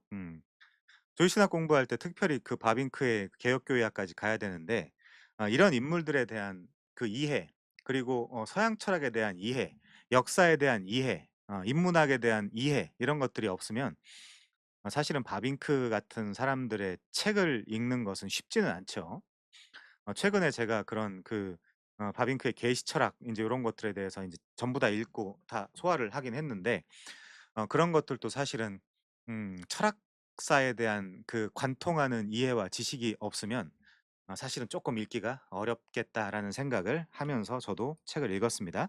그래서 요런 책들 우리가 공부할 때 뭐 물론 소개하고 싶은 책들이 많아요. 뭐 유럽의 종교 개혁이라든지 뭐 영국의 종교 개혁, 스코틀랜드의 종교 개혁 이런 책들이 많이 나와 있거든요, 사실은. 이 흑권 북스에도 많이 나와 있고요. 뭐 여러 출판사에서도 장로교 정치 형성사, 뭐 교회 개혁사 이게 다 지금 교회 개혁사 관점의 책들이고 여기도 다 인제 그런 건데 개혁주의 역사 뭐 개혁주의 형성사 뭐 다 이런 역사적인 책들인데 이런 것들을 같이 공부하면 좀 더 빨리 끝낼 수 있겠죠. 자 넘어가겠습니다. 그런 바람에 그런 피바람을 일으킨 탓에 메리 튜더의 별명이 피의 메리다. 사람 별명치고는 참 끔찍하다. 자 물론 헨리 8세 아버지의 잘못이 크죠. 자 넘어가겠습니다. 자 이 사람도 여왕이 병으로 일찍 죽게 되고요. 한 5년 정도 통치하다 죽었다라고 하죠. 이번에는 엘리자베스 1 세가 왕이 된다. 자 순교자 열전 이것도 한국에 번역되어 있죠. 존 폭스의 책. 여기에 보면 1555년 1월 20일 메리 여왕은 이단 단속령으로 크랜머와 리들리 런던 주교 등 300여 명을 순교시키는 내용이 그려져 있다. 존 폭스는 외국으로 피신한 후 메리 여왕이 개신교도들에게 가한 참혹한 박해를 고발하면서 교회사 속에서 박해당하고 순교당한 사람들의 이야기를 집대성해서 이 책을 펴냈다라는 거죠. 자, 이 하나님의 섭리는 그럼에도 불구하고 오묘한데 첫 번째, 이 탄압을 피해 대륙으로 망명했던 종교개혁자들은 이 종교개혁의 헤드쿼터, 본부 제네바로 가서 더 앞선 개혁의 흐름과 더 엄밀한 신학 공부를 할 수 있는 기회를 얻었다라는 거죠. 사실 소프트웨어가 정확하지 않으면 개혁은 될 수 없습니다. 그래서 목회자들은 공부를 열심히 해야 되고요. 자, 두 번째. 이단 색출의 공포스럽고 처참한 과정을 잉글랜드 시민들의 시민들이 저잣거리에서 똑똑히 목격하면서 그동안 위로부터의 개혁에 그쳤던 종교 개혁이 어, 대중의 저변에 확대되었다. 이제 이런 섭리 프로비던스가 있었다. 자, 80페이지요. 엘리자베스 1세 성공회로 돌아간다. 그런데 목표는 절대 왕정. 자, 엘리자베스 1세는요. 두 번째 와이프였던 헨리 8세 두 번째 와이프였던 앤 불린의 딸이죠. 메리 튜더의 배다른 동생이자 에드워드 6세의 배다른 누나. 그야말로 인생 꼬일 뻔하기도 했으나 동생과 언니가 모두 죽는 바람에 왕위를 물려받았다. 자, 이때 좀 이따 설명할게요. 그거는. 종교개혁자들은 새로운 여왕을 열렬히 환영을 한다. 헨리 8세의 둘째 부인이 낳은 딸이니까 개신교도일 거야 라고 생각을 한 거죠. 최소한 블러디 메리보다는 낫겠지라는 생각을 했습니다. 그런데 그렇지는 않았습니다. 우리 입장에서 생각해보면 그렇지는 않았다라고 하고요. 이 여왕은 다음과 같이 선언을 했습니다. 우리는 다시 성공회로 돌아간다. 자, 우리 아빠가 교회를 잘 개혁했던 거였어. 자, 물론 문제는 여왕의 주된 관심사가 절대 왕정의 확립이었다라는 거죠. 그 당시 에스파냐도 프랑스도 절대 왕정이 유행이었잖아요. 앙리 4세, 프랑스 사람들이 그렇게 좋아하고 존경하는 앙리 4세 때부터 뭐 루이 16세 때까지다라고 이야기할 수도 있겠지만 그는 뭐 그때는 실패해서 단두대에서 와이프인 마리 앙뚜아네트와 함께 처형을 당하고 프랑스 혁명이 계속 확 이제 불타게 되는 거죠. 그 이전부터 프랑스 혁명이 조금씩 점차적으로 진행되다가 그 사건을 통해서 확 진행되는 거고 앙리 4세 때부터 최소한 루이 14세 때까지 아주 강력한 이 절대 왕정을 추구하게 되죠. 그게 그 당시 유럽 열강들이 의 유행이었기 때문에 그리고 엘리자베스 1세의 경우도 당연히 지금 왕권이나 이런 것들이 흔들릴 수도 있는 처지에 있었기 때문에 이 절대 왕정을 추구했어야만 합니다. 무시무시한 왕은 맞아요. 스페인의 무적함대도 왕의 입장에서 그 무찌른 사람이기도 하죠. 물론 군인들이 한 거긴 하지만요. 자, 주교 임명권으로 국교회를 확립해야 되겠다. 당시 유럽 사회에서 왕권을 강화하려다 보면 반드시 종교 문제를 해결했어야 됐다. 종교 문제가 유럽에서는 굉장히 심각한 문제였기 때문에 그렇죠. 진중한 문제고요. 자, 왕권이 교권을 얼마나 잘 조종할 수 있느냐가 중요한 과제로 부각되던 시절이었다.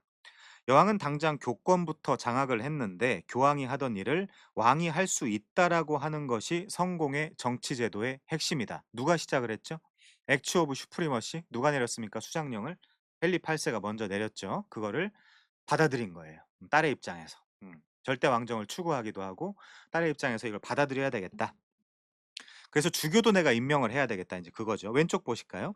감독 괄호 열고 주교인데 신약 성경의 감독이란 말을 가져다가 로마 카톨릭이 확립시킨 교회의 직분으로 주교라고 불렀다. 비숍이죠. 비숍. 자, 81페이지입니다. 왕이 이것만 할 수 있다면 여기서의 이것은 그 주교 임명권 그리고 교회의 그 머리와 대표는 왕이다라는 수장령 이것만 할 수 있다면 교회 전체를 좌지우지할 수 있었다라는 계산이 나왔다. 그래서 엘리자베스 1세 시절에 잉글랜드 국교회의 체제는 탄탄하게 확립되어 간다. 그때 답답했던 사람들이 누구겠습니까? 프레시지언 혹은 퓨리탄이라고 부르는 청교도들이겠죠. 그래서 이 엘리자베스 1세와 그 마찰이 굉장히 많았거든요. 자, 그 이야기를 제가 잠시 해드리겠습니다.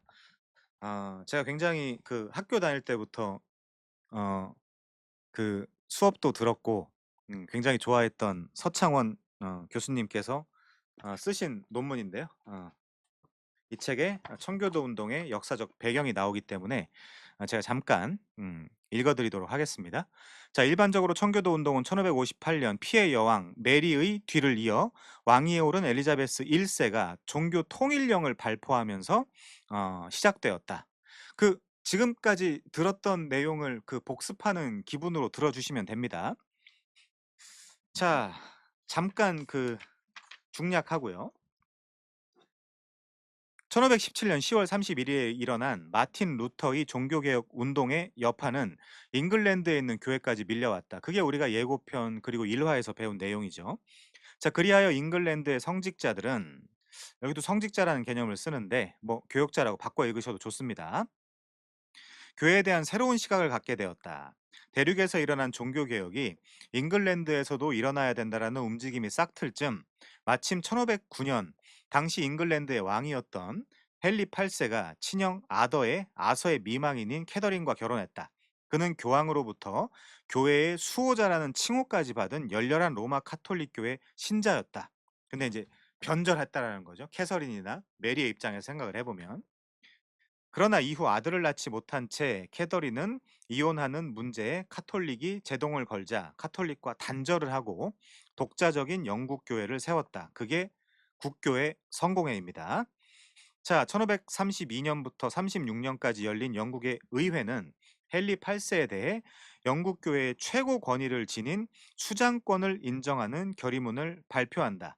헤드십 오브 더 처치, 왕을 교회의 재정과 재판 및 행정의 우두머리로 선출하고 독자적인 영국 교회를 선포한 것이다. 이는 대륙의 종교 개혁을 흠모하고 잉글랜드 교회를 개혁하고자 하는 선각자들의 분노를 사게 했다. 그의 종교 정책 자체가 로마 카톨릭 정책과 전혀 다를 바가 없기 때문이다. 자신이 교황 자리에 앉아 잉글랜드 국가와 교회를 동시에 통치하는 자가 되었을 뿐이다. 신부들의 결혼이 금지되고 라틴어 예배만이 허용되었으며, 알아듣지도 못하는 라틴어, 그 당시에 문맹이 엄청나게 많았는데요.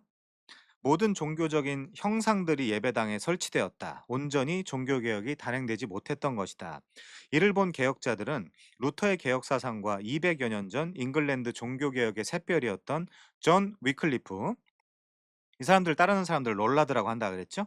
그 윌리엄 틴데일의 개혁 사상을 가르치기 시작했다. 그러면서 카톨릭과 성공의 모든 가르침과 제도를 개혁하자는 목소리가 더욱 높아졌다. 그 와중에 헨리 8세가 죽고 그의 아들 에드워드 6세가 왕위에 올랐다. 복습하시면 됩니다. 에드워드가 개혁 사상에 호의적이었기 때문에 개혁가들이 잉글랜드의 종교 개혁을 더욱 잘 추진할 수 있었던 발판이 마련되었다. 더구나 스코틀랜드의 종교 개혁자인 존 낙스가 고국의 핍박을 피해 잉글랜드로 피신해 있었는데 에드워드 6세는 그를 왕실 목사로 임명하여 잉글랜드 교회 개혁에 앞장서게 했다. 성공의 주의자들과 논쟁이 없었던 것은 아니었지만 이 녹스의 지도 아래 정치적으로 개신교 사상에 많이 협조하게 되었다. 그런데 불행하게도 에드워드 6세는 16세의 어린 나이로 세상을 떠나고 말았다.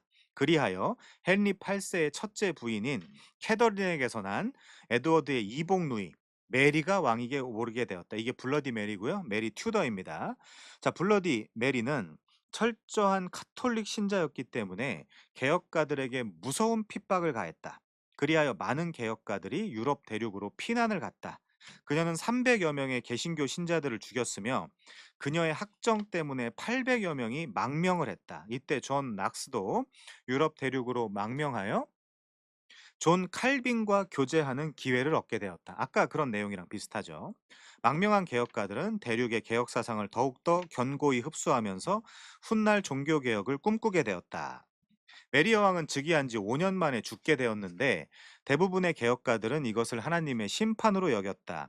메리 여왕의 뒤를 이어 그녀의 이복 동생인 엘리자베스 1세가 왕위에 올랐다. 그녀는 개신교 사상을 가진 스승에게서 교육을 받았다. 그래서 많은 개혁가들은 그녀가 개신교도들을 위하여 유리한 정책을 펼칠 것이라고 기대하고 다시 귀국을 했다. 그러나 그녀의 생각은 개혁가들의 생각과 많이 달랐고 그녀는 헨리 8세가 1534년에 발포한 수장령을 다시 재반포하면서 교회와 국가를 동시에 다스리는 강력한 군주가 되고자 했다. 그게 절대 왕정이죠. 그것이 당시 제국주의자들이 바랐던 이른바 황제 교황주의였다. 그로 인해 그녀는 개혁가들과 정면 대결을 하게 되었다. 그녀는 자신의 목적을 달성하기 위하여 중도 노선을 선택했다. 그러나 그것은 어느 편에도 만족을 주지 못했다. 이때부터, 이 중요하죠. 엘리자베스 1세는 잉글랜드 교회의 개혁을 부르짖는 사람들을 퓨리탄, 청교도라고 불렀다. 원래 이 말은 프레시지안, 이거를 직역하면 매우 까다로운 사람, 아주 꼼꼼한 형식주의자라는 의미이며 그들을 비아냥거리는 욕설이었다. 음. 자, 그래서 역사적으로 엘리자베스 1세 때 이 청교도들이 등장한다라고 생각하시면 됩니다. 그게 프레시지안 혹은 퓨리탄이라고 부르는 사람들이죠. 퓨어에다가 사람을 이야기하는 안 요걸 붙여 가지고 깨끗한 사람들, "니들만 잘났냐?"라는 의미로 인제 붙여 준 거죠, 엘리자베스가. 사실은 욕설이죠. 그래서 엘리자베스 1 세는 카톨릭의 많은 정치적, 종교적 신조들을 거부했을 뿐 아니라 국가와 교회를 모두 통치하려는 야욕 때문에 개혁가들을 극단주의자로 몰아붙이며 그들의 주장을 배격했다. 그리고 자신이 제안한 새로운 종교적 모형에 순응하라고 촉구를 했다. 1559년 부활절이 지난 후 그녀는 공동기도서를 개정하고는 종교 통일령을 발표했다. 이 초판이 공동기도서의 초판이 토마스 크랜머가 쓴 거죠. 주도해서. 그가 다 쓴 건 아니지만 이게 예배 그 절차를 자세하게 적어 놓은 문서인데요. 기도의 양이 많기 때문에 공동 기도서라고 부르는 것뿐입니다. 자, 그리고는 그녀를 지지하는 자들을 주교들이 임명했고 그들을 중심으로 신앙 고백서를 작성하게 했다. 이것이 성공회의 신앙 고백서인 39개 신앙 조항이다. 우리 책 그 뒷부분에 보면 나옵니다. 나중에 다룰 거예요. 자, 이것은 1552년 에드워드 6세 때 만들어진 42개 신앙 조항을 약간 수정한 것으로서 교회 수장권 문제 등 몇 가지를 제외하고는 대체로 칼빈주의적 성향을 띠고 있다. 제가 아까 말씀드렸죠. 성공회라는 잉글랜드의 국교회는 그런 그 형태는 로마 가톨릭, 그리고 신학은 약간의 칼빈주의적 성향을 띠고 있다라고 했죠. 자, 이 신앙 고백서는 개혁가들과 카톨릭 양쪽 다 만족시키지 못했고 왕권과의 충돌을 피할 수 없게 됐다. 특히 청교도라는 비아냥거림을 받는 개혁가들은 성직자의 성의 착용과 지금 한국의 좀 통합 측이 사실은 그런 이런 가운 같은 것들을 많이 입는 것 같아요. 그리고 오르간 연주. 쯔빙글리 같은 사람들은 이 오르간은 사탄의 휘파람 소리라고까지 이야기를 했죠. 쯔빙글리는 굉장히 선명하고 강한 그런 그 종교 개혁자였습니다. 존 낙스도 마찬가지죠. 그 세례 줄 때 성호를 긋는 것 이거 있잖아요. 이거. 자, 그리고 성찬을 받을 때 무릎을 꿇는 것을 금지할 것, 그리고 종교적 추기를 폐지하고 주일을 성수할 것, 성상이나 성유물 숭배 등을 철저히 금지하고 초대교회의 순수한 신앙생활을 회복할 것 등을 청교도 조항이라는 문서로 정리해서 1563년 잉글랜드 교회의 성직자 회의에 제출했다. 이때부터 성경적으로 철저히 잉글랜드 교회를 개혁하고자 추구했던 개혁가들을 공식적으로 청교도라고 부른다. 그 청교도의 기원도 여러분들이 어느 정도 알고 계셔야 되겠죠. 자, 그다음에 나중의 일이기 때문에 뭐 나중에 또 기회 되면 그 뒷부분도 인용해서 설명을 하도록 하겠습니다. 아무튼 같은 이야기고요. 개신교 국가 정체성 확립, 그러나 여전히 남아 있는 기존의 주교 제도, 폰티펙스 제도. 자, 에드워드 6세의 개혁은 무척 진보적이었고 메리 통치 기간은 그것을 다 부서뜨리기에는 좀 짧았다. 덕분에 엘리자베스 1세는 비교적 잉글랜드를 개신교 국가로 돌리는 데 성공했다. 물론 성공이긴 했지만요. 자, 통일령을 통해서 예배 의식을 성공의 스타일로 통일시켰고 그리고 39조 신앙 고백서를 통해서 교리의 개혁을 끌어올렸다. 요 39조 신앙 고백서는요. 의도와 목적이 영국 성공회의 신학적 선언이에요. 그래서 프로테스탄트와 로마 카톨릭 간의 신학적 통일성과 정체성을 확립하기 위한 목적에서 작성된 신앙 고백이 바로 39개조 신앙 고백이라고 생각하시면 됩니다. 자, 잉글랜드 교회의 모습은 칼뱅파의 입장에서 볼 때 여전히 완전한 개혁에 이르지 못한 상태였다. 이때 이것에 불만을 가지고 더 개혁하자, 더 가열차게 개혁하자라고 했던 사람들이 누구라고요? 그게 청교도. 그 청교도의 기원 방금 설명해 드렸고요. 자, 아무리 교리적인 측면이 개혁되었다 하더라도 교회의 조직이 여전히 주교제를 채택하고 있었기 때문이다. 예배 의식에 있어서도 로마 교회 스타일을 완전히 벗어나지 못했다. 그렇기 때문에 앵글리칸 처치 성공회죠. 자, 뭐 중요한 얘기 아니니까 넘어가겠습니다. 통일령은 보고 가죠. 성공의 예배 의식을 통일하기 위해서 만든 교회 법령. 원래 에드워드 6세 때 로마 카톨릭의 미사 요소를 예배에서 제거하기 위한 개혁안으로 만들어졌던 건데, 엘리자베스 1세에 와서는 오히려 청교도들의 계속되는 개혁을 막고 탄압하는 수단으로 사용됐던 것이 통일령이죠. 에드워드 6세 때는 예를 들면 개혁파의 신학을 그 구현하기 위한 통일령, 그리고 엘리자베스 1세 때는 자신의 뜻을 구현해서 성공회를 유지하기 위한 통일령, 그렇게 생각하시면 되겠죠. 자, 다음 페이지입니다. 지도 또 나오는데 이 지도 계속해서 익숙해지실 때까지 보시면서요. 왼쪽 부분은 아일랜드와 아일랜드 공화국과 북아일랜드로 나눠졌다라고 했죠. 그리고 북쪽은요 스코틀랜드입니다. 그 남쪽은 그 잉글랜드와 잉글랜드에 있는 서쪽은 웨일즈라고 생각하시면 되겠죠. 자, 여기 중요한 내용 없고요. 83 페이지. 아무도 못 건드리는 순교 신학의 아우라. 여기도. 자, 근데 종교 개혁자들도 그 당시에 크게 두 가지로 의견이 갈린다라고 하죠. 어떤 사람들은요. "야, 이제 좀 적당히 좀 하자. 그동안 피를 얼마나 많이 뿌렸냐. 좀 온건하게 천천히 하자."라는 입장. 그래서 "모두가 동의할 수 있는 수준이라는 게 있다. 여기까지 한 것도 너무 잘한 거 아니냐. 최소한 피해 메리 시대보단 훨씬 낫지 않냐. 까다롭게 굴면서 너무 오버하면 그나마 이룬 것도 뺏길 우려가 있다."라고 생각하는 온건파가 있고요. 나름대로 리즈너블하죠. 받아들일 수 있습니다. 반면에 "아니다. 하나님이 원하시는 교회의 모습은 앞으로도 한참 더 달려가야 된다. 언제까지 여기 머물 셈이냐? 순교자들의 신학은 물론 존중받아야 되지만 그들의 신학은 어, 초보적인 것이었다. 신학이 초보적인 거라는 거죠. 그래서 우리는 더 배우고 더 고민하며 더 좋은 종교 개혁을 이루어야 된다라고 하는 좀 더 급진적인 레디컬한 그 종교 개혁자들이 있었다는 거죠. 레디컬 리포머.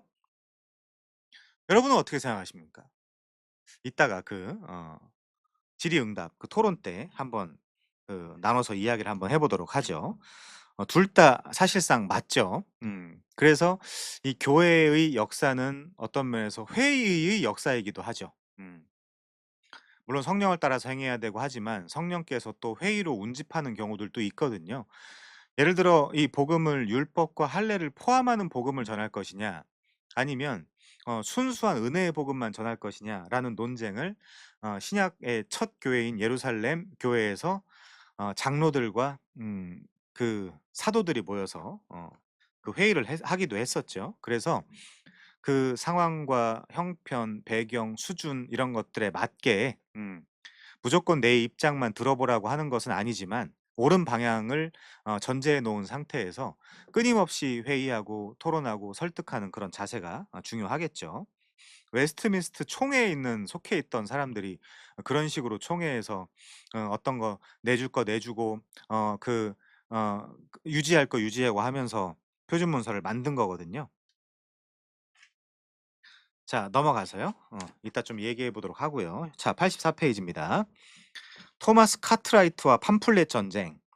자, 다시 말씀드리지만 이런 사람들에 대해서 우리가 알기 위해서는 소위 장로교 직분이라고 하면 교사들, 이 교수님들의 이 연구 결과물들에 대한 도움을 받아야 됩니다.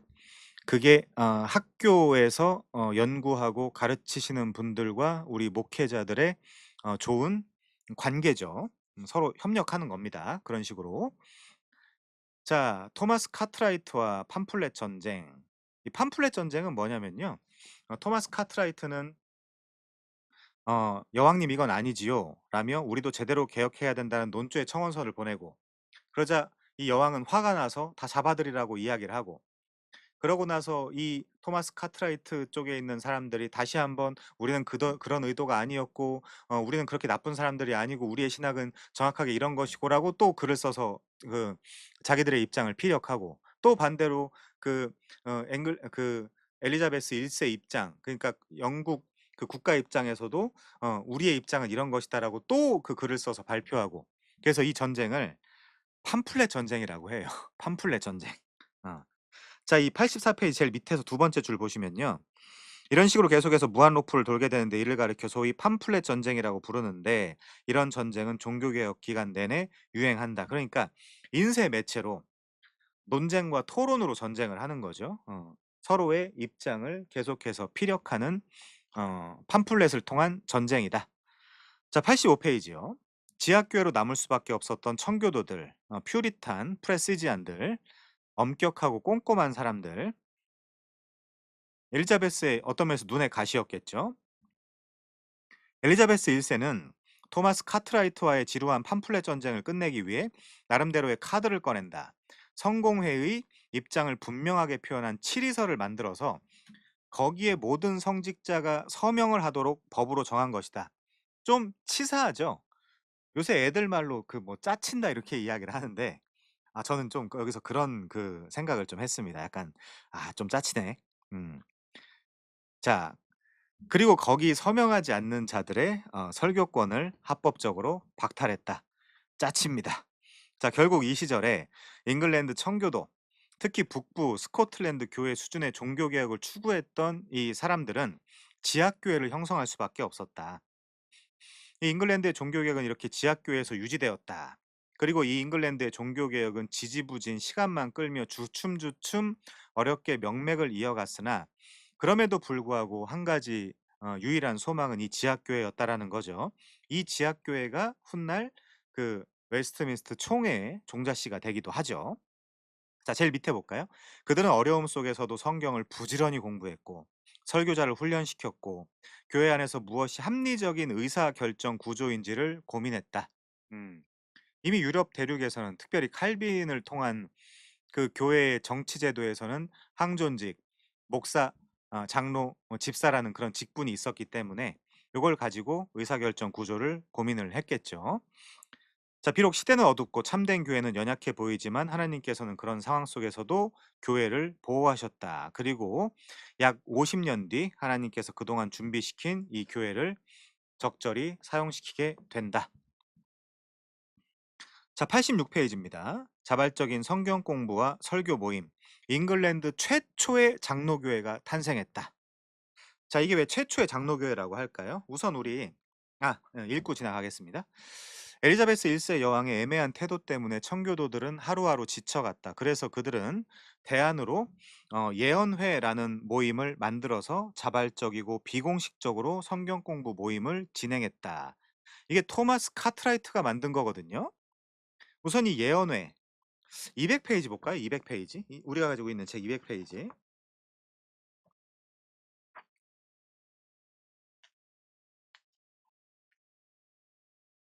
자, 이 예언회가 뭐냐? 이것이 바로 오늘날 노예의 시초가 됩니다. 당회, 노예, 대회, 총회 있잖아요. 그중에 노예의 시초가 되는데, 자, 노예의 시초 예언회. 이 노예는요, 풀네임은 장로회예요. 노예. 우리가 노예 하면 잘 모르는데, 우리 목사님 노예 가셨어. 뭐 이렇게 이야기하면 노예가 뭐 하는 거지? 뭐 하는 거지? 사람들이 그럴 수 있는데, 이 노예의 풀네임은 장로회입니다. 자, 한번 읽어볼게요. 잉글랜드 종교개혁 초기에 토마스 카트라이트의 주도로 만들어진 모임이 예언회였습니다. 여왕의 탄압으로 인해 지하교회로 모일 수밖에 없었던 청교도들은 목사의 성경 공부와 설교 훈련을 위한 모임을 만들었는데 목사들과 몇몇 장로들이 모여서 설교를 연습하고 비평을 받으면서 성경을 더 깊게 연구하고 가르치는 훈련을 했습니다. 이게 초기 노예에서 했던 역할과 임무라는 거죠. 그럼 여기서부터 우리 지금 시대의 노예를 한번 살펴보면 이렇게 하고 있는 노예가 있나요? 그렇진 않은 것 같습니다.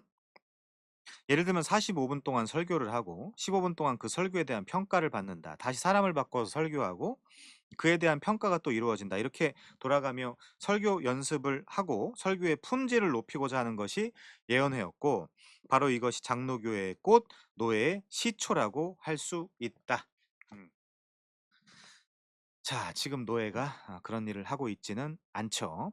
뭐 모르겠습니다. 그런 일을 하는 데가 있는지는 모르겠지만 그렇게 낙관적으로 이야기할 수는 없을 것 같아요. 86 페이지입니다. 하지만 이 예언회, 이 여왕은 이 모임조차도 위험하다라고 판단을 한다. 그래서 당시 이 모임을 없애라고 이 그렌달 대주교에게 지시를 내리죠. 그런데 그랜달은 양심상 그렇게 못하겠다라고 항명하면서 그 이후로 실각을 하게 되고요. 평생을 가택연금을 당하게 되죠.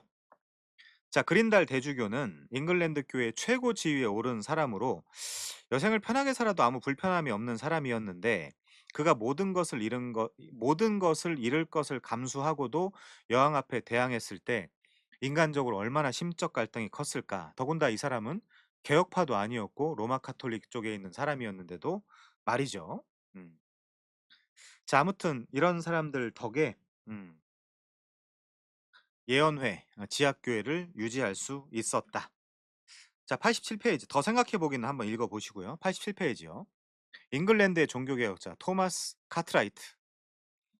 자, 이 토마스 카트라이트가 활동한 기간은 엘리자베스 1세의 재임 기간과 거의 겹칩니다.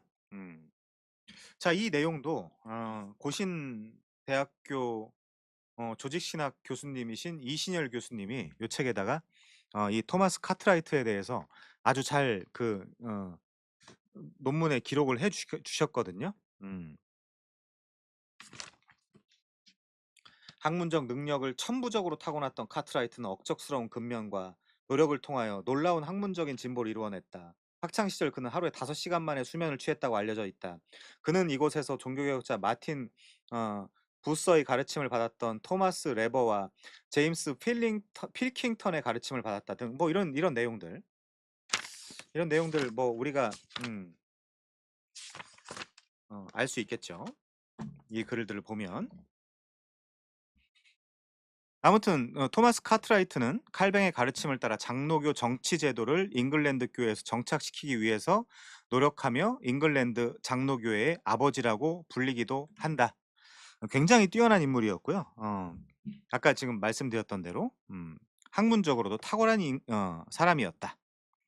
자, 엘리자베스 1세가 집권하자 토마스 카트라이트는 활동을 재개했다. 그의 설교는 수많은 사람들에게 인기를 끌었다. 하지만 주교 제도를 비판하면서 그는 케임브리지에서 해고를 당하고 다시 정부 당국에 의해서 쫓기는 신세가 된다. 토마스 카트라이트는 제네바로 건너가 칼뱅의 뒤를 이어 제네바를 개혁하던 베자를 만나서 종교개혁 사상을 더욱 확고히 다지게 되었고, 벨기에 안트워프에서 잉글랜드 피난민 교회를 섬기기도 했다. 한편 잉글랜드에서 그의 가르침을 따르는 사람들이 숨어서 은밀하게 장로교회를 세우고 예배를 드리기 시작했다. 이것이 지하교회고요. 아까 이야기했던 예언회이기도 하죠. 그게 노예의 시초이기도 합니다. 잉글랜드에 돌아왔다가 결국 체포된 토마스 카트라이트는 2년간의 감옥 생활 끝에 세상을 떠나게 된다. 자, 그는 한평생 고생하며 살다 갔지만 그의 인생은 엘리자베스 1세 여왕의 독주를 막는, 그리고 잉글랜드 청교도들의 양심을 깨우는 역할을 해줬다. 제일 밑에 보면요. 여왕님, 제발 성경대로 합시다라고 하고 있고요. 카트라이트가. 그리고 이제 여왕은 아오 이렇게 이야기하고 있네요. 재밌는 그림입니다. 자, 아무튼 이 책에 잘 나와 있으니까 나중에 한번 참고해 보시면 좋을 것 같고요. 88페이지입니다. 자, 잉글랜드 초기 종교개혁 역사. 헨리 8세 때 좀 그 종교개혁 그래프가 좀 올라가는 듯하죠? 그리고 에드워드 6세 때 좀 더 올라가고요. 좀 많이 올라가죠. 그런데 그 블러디 메리 때 확 떨어지게 되죠. 그리고 엘리자베스 1세 때 다시 돌아오게 됩니다.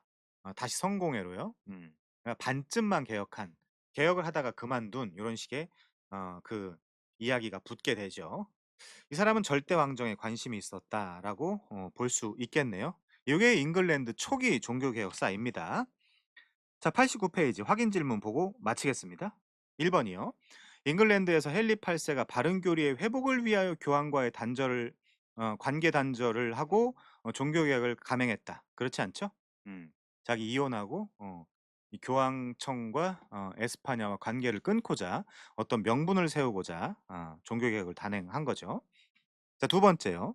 에드워드 6세는 헨리 8세의 둘째 아들로 신교를 지지했으며, 여기 신교는 프로테스탄트입니다. 신교, 구교. 이를 통해 종교개혁의 움직임에 활기를 불어넣었다. 맞습니다. 자, 메리 튜더는 에드워드 6세가 죽은 후 왕위를 차지하고 무자비하리만큼 신교도들을 탄압하고 잉글랜드의 국교를 로마 카톨릭으로 되돌리기 위해서 노력했다.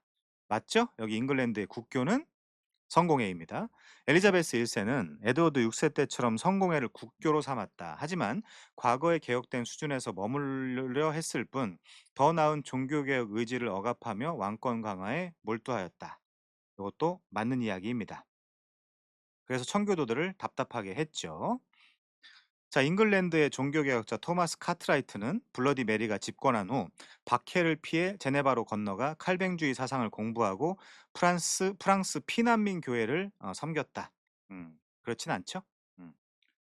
자, 오늘 그 뭐 이 브리튼 섬의 역사적인 배경부터 시작해서 이 초기 종교개혁 당시에 헨리 8 세부터 블러디 메리, 에드워드 6세 블러디 메리, 그리고 엘리자베스 1 세까지 아주 다채롭게 살펴봤는데요. 그리고 이제 많은 종교개혁가들 이름이 등장을 했죠.